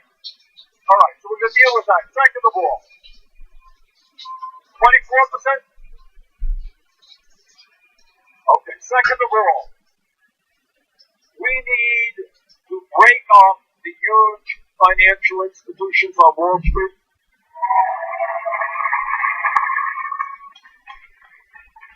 We establish Glass-Steagall and create a financial system which works for consumers, small and medium-sized businesses. Third of all, to be very specific about your question, Elizabeth Warren and I worked on an issue which I think is a very interesting one. If you are living in a low-income community, and if there are no normal banking outlets in your community, you know what I think the alternative is? Not payday lenders, but we got to get rid of them. The alternative is to say to the United States Postal Service,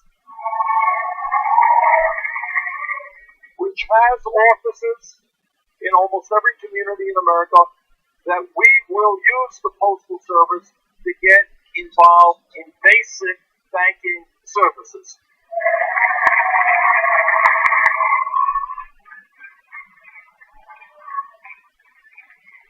So if you want to cash a check, you shouldn't have to pay 50, whatever the heck it is, some outrageous interest rate or fee to cash that check.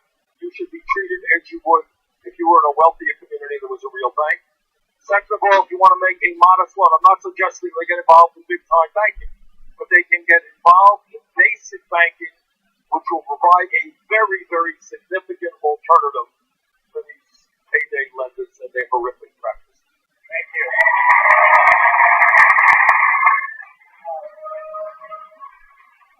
Thank you, Senator. Thank you, Senator. And I appreciate the particular name dropping of Senator Warren. We haven't shared the last name. I think we're related. So I appreciate that. We're going to hear next from Rekha Basu. She has two questions for you. Give Rekha some love to the Warren Register, everybody.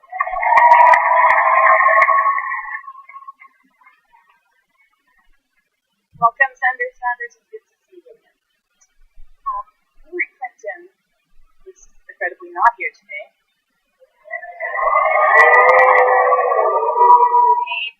Made the claim yesterday that when President Obama wrote his op-ed about not being able to support someone who doesn't back gun control measures, he was referring to you. The campaign has cited 5 votes that you cast against the Brady bill, as well as several gun violence victims receiving civil damages against manufacturers. You suggested previously that your votes have reflected pro-gun attitudes in Vermont, which you represent. But some of your opponents wonder, where is that fierce, independent-mindedness that you show on every other issue when it comes to guns? And could you talk to us about where your heart is and your position? All right, so let's set the record straight in a political season, all right? Occasionally in political seasons, records get distorted. Record. State of Vermont, we have one congressperson. 1988, when I was mayor of Burlington, I ran for Congress. I ran as an independent, the longest serving independent history of the United States Congress. And I ran against a Democrat and a Republican. And you know what the gun people in that election said in 1988? Vote for the Republican, vote for the Democrat. Don't vote for Bernie Sanders, because he believes that we should ban the sale of assault weapons. I lost that election by 3 points. That was back in 1988, when I uniquely among candidates for that seat came out for a ban on assault weapons. Number 2, I know I'm being attacked, being a stooge for the NRA. Well, some stooge. I have a D- voting record, lifetime voting record for the NRA. not a plight of sewage. Number three, as a member of the House and the Senate, I have voted for instant background checks, and I absolutely agree with what the President is trying to do in his executive order.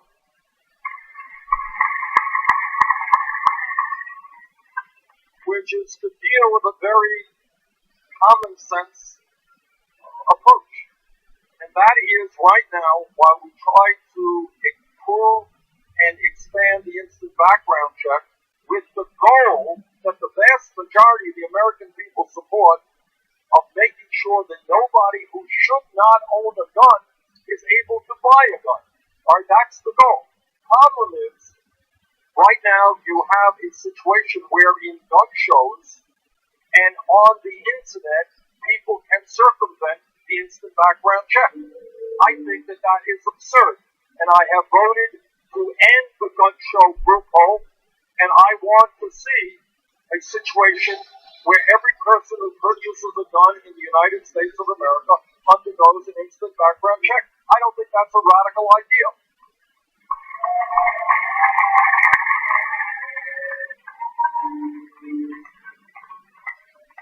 Fourthly, right now you have a situation where somebody can walk into a gun shop, go through an instant background check, and legally purchase guns. Okay? Walk out of the door and then sell those guns to criminals. That's called a person being a straw man. I want to make straw man process a federal law. I want to make sure that straw men are prosecuted for violating federal law. People should not legally buy guns and then sell them to criminals. Fifthly, I get calls in my office, as I'm sure other senators and congressmen do, from folks who say, you know, my brother I am really worried about. I don't know what he will do to himself or to other people, and yet we're searching frantically and we cannot find mental health treatment that we can afford when we need it. I think we need a revolution in how we do mental health.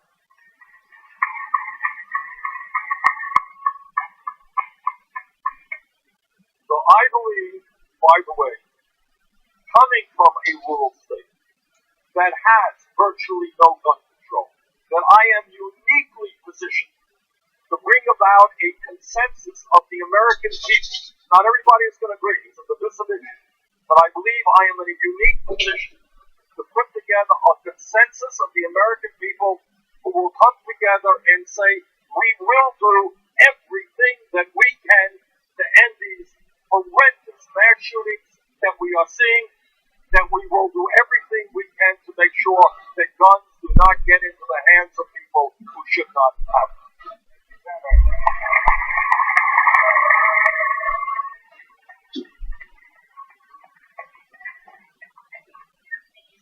I'm going to shift gears for a minute and talk about foreign affairs, and in particular, the role of U.S. foreign policy when it comes to upholding human rights and women's rights internationally.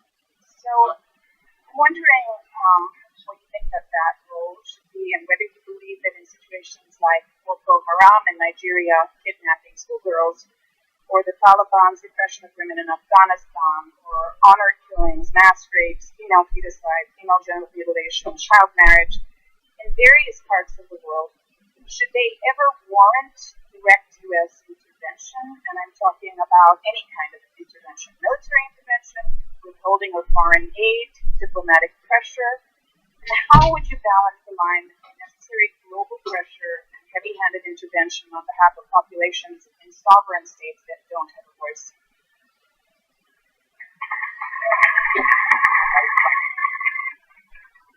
That is an excellent question.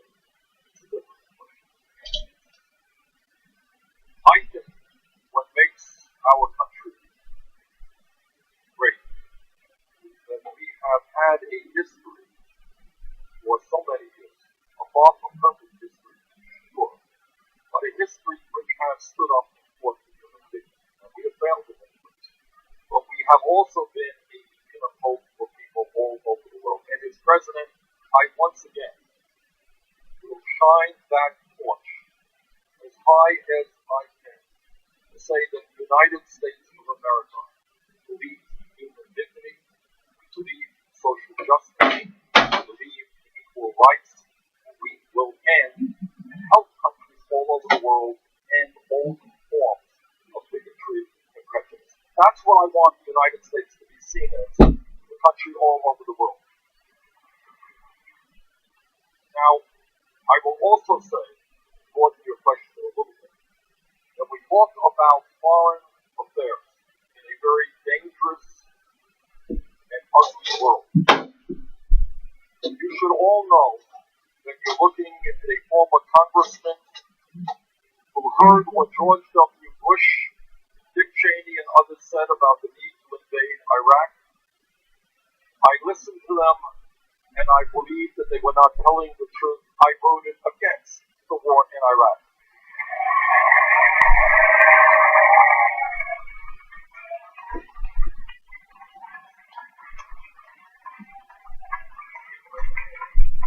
And to answer your question about military intervention and regime change, what I believe is we have got to learn the very painful lesson of the war in Iraq. And what that lesson is to me is that the United States of America cannot and should not do it alone. We cannot do it alone.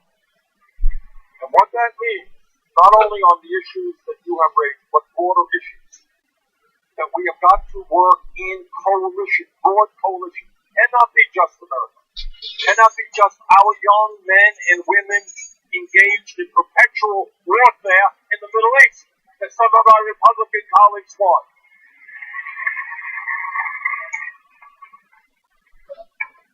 So when you're looking at a horrific, an unimaginable organization like ISIS, whose barbarism includes sexual slavery, I don't think they think of women as second-class citizens, probably as nth-class citizens. Right? And when we think about a group like ISIS, what we understand is, at least what I understand, is that ISIS must be crushed and destroyed, but it must be done by coalition. And what do I mean by that? I mean the United States must work with other major powers, UK, France, Germany, including Russia. And what we must also do is understand what King Abdullah of Jordan has recently said.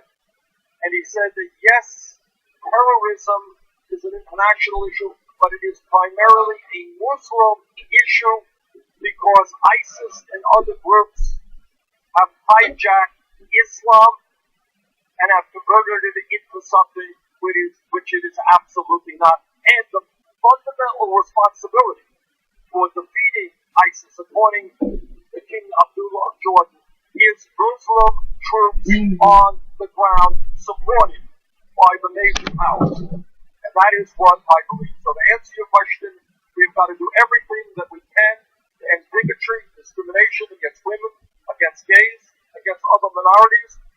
But I will also at the same time do everything that I can to see that the United States does not get involved in never-ending warfare in the Middle East. Thank you. Thank you.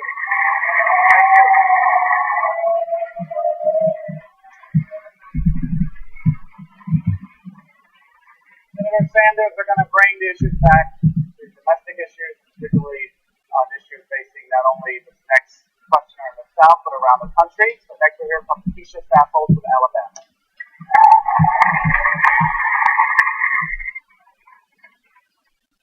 Hi, my name is Keisha Saffold, and I think I have the best job in the world. I think we have the most important job on the face of this earth, and probably the least respected job. And I own 2 child care centers in Dothan, Alabama.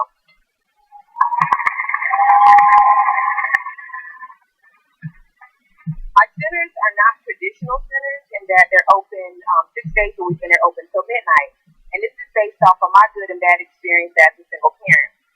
In my former lifetime, I was a news producer, and I worked every shift, first, second, and third.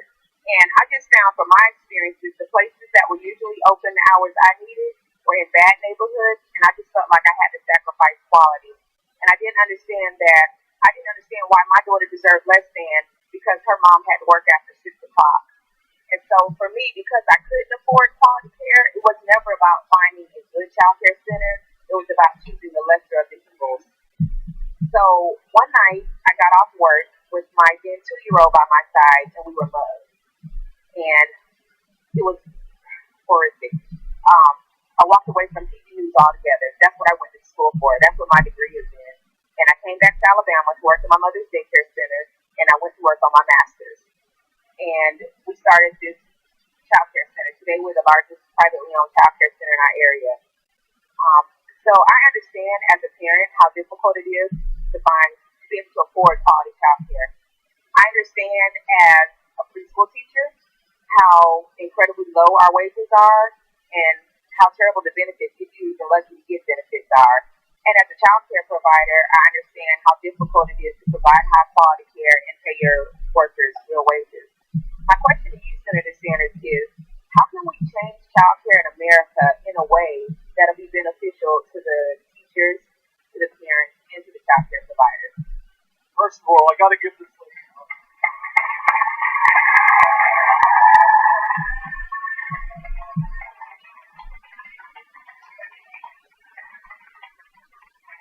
You touched the subject.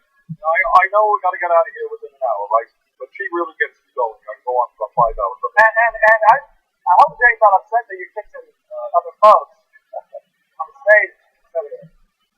Keisha, first of all, thank you so much for the extraordinary work you're doing.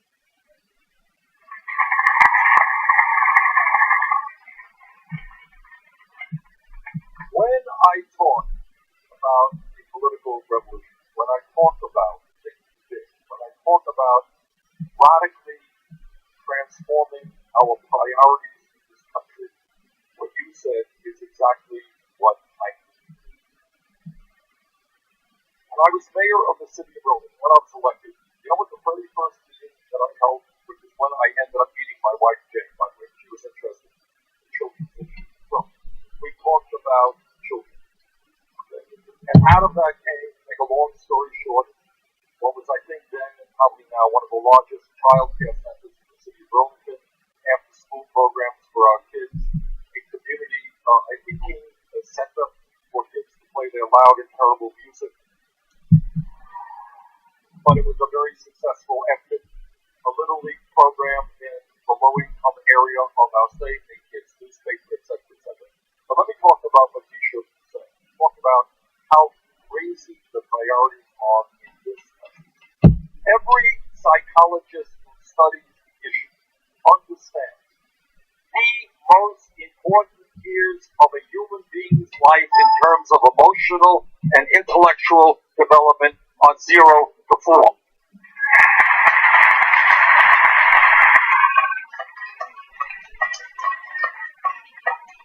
That's a fact. So think for a moment what we do in this country.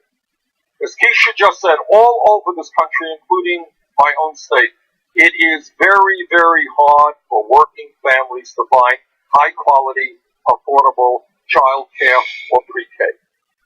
What you find is that, Keisha touched on this as well, you find that many of the people hired in child care are making, what, $9, $10 an hour? Not even that.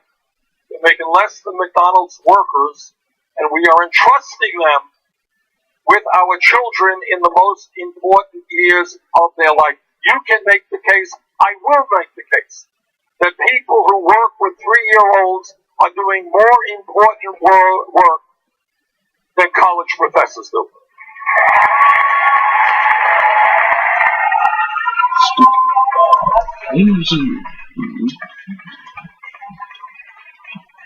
Now that I've lost the college professor vote, all right.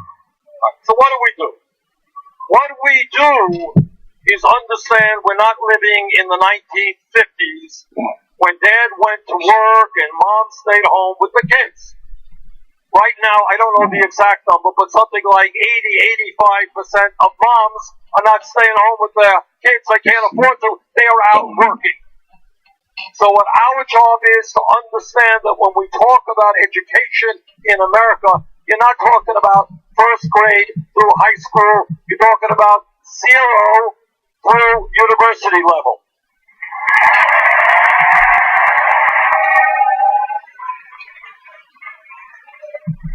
Ultimately, Keisha, and I'm not promising you we can do this in the first year, but ultimately what we should do is expand public education. Now, right now, I have a proposal to make public colleges and universities tuition free.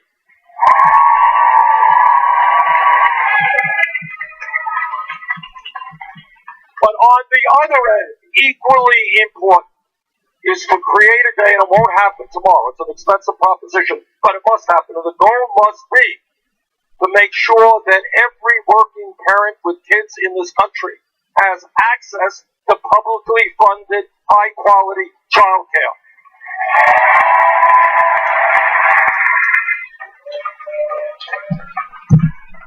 You know, everything gets tied together. As we all know, one issue is related to another issue, related to another issue. If we have real unemployment in this country of almost 10%, if we have kids who are hanging out on street corners, what about creating many hundreds of thousands of jobs by training our young people to work effectively in child care centers all over this country?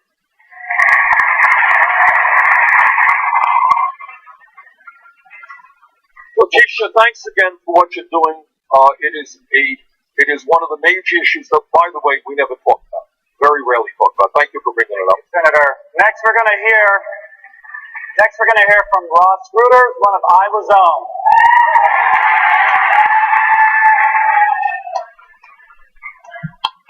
My name is Ross Gruters, and I've worked as trying this for the third time. My name is Ross Gruters. I've worked as a union locomotive engineer for over a decade now. And we all know that unions have been at the front of the fight for better wages and working conditions. Similarly, environmentalists have been at the front of the fight to protect the health and safety of our communities and our planet. Unfortunately, opponents of both labor and environmentalists work to pit the two against each other.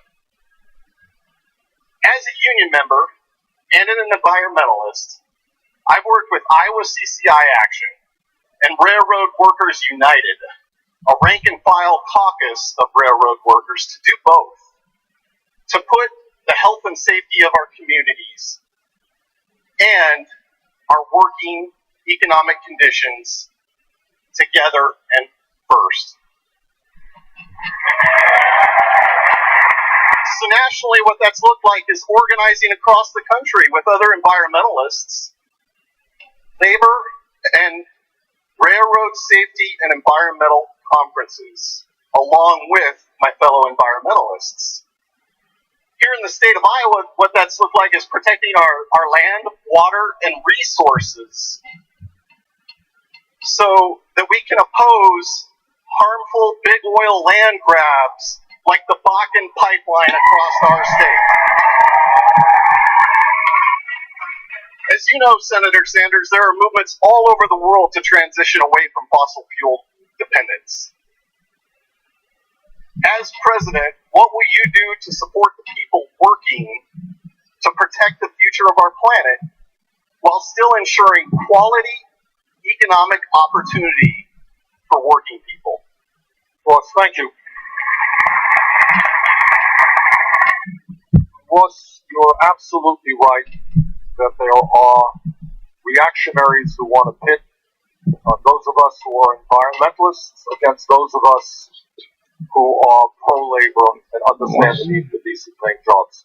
But you know and I know there really is not a contradiction. So two things. We have introduced what I am quite confident is the most comprehensive climate change legislation in the history of the United States Senate. And what that does is not only impose a tax on carbon to provide major disincentives for the production of greenhouse gases, but what we also do is put a huge amount of money into into helping people who in one way or another are impacted by the transformation of our energy system.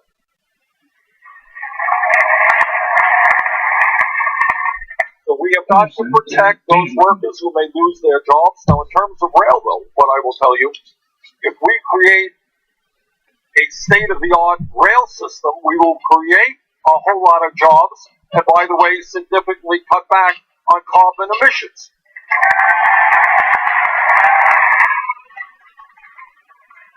The bottom line is, I believe, if we are sensitive and sensible, we can transform our energy system, we can create millions of decent paying jobs in the process, and we can protect those workers who are impacted by the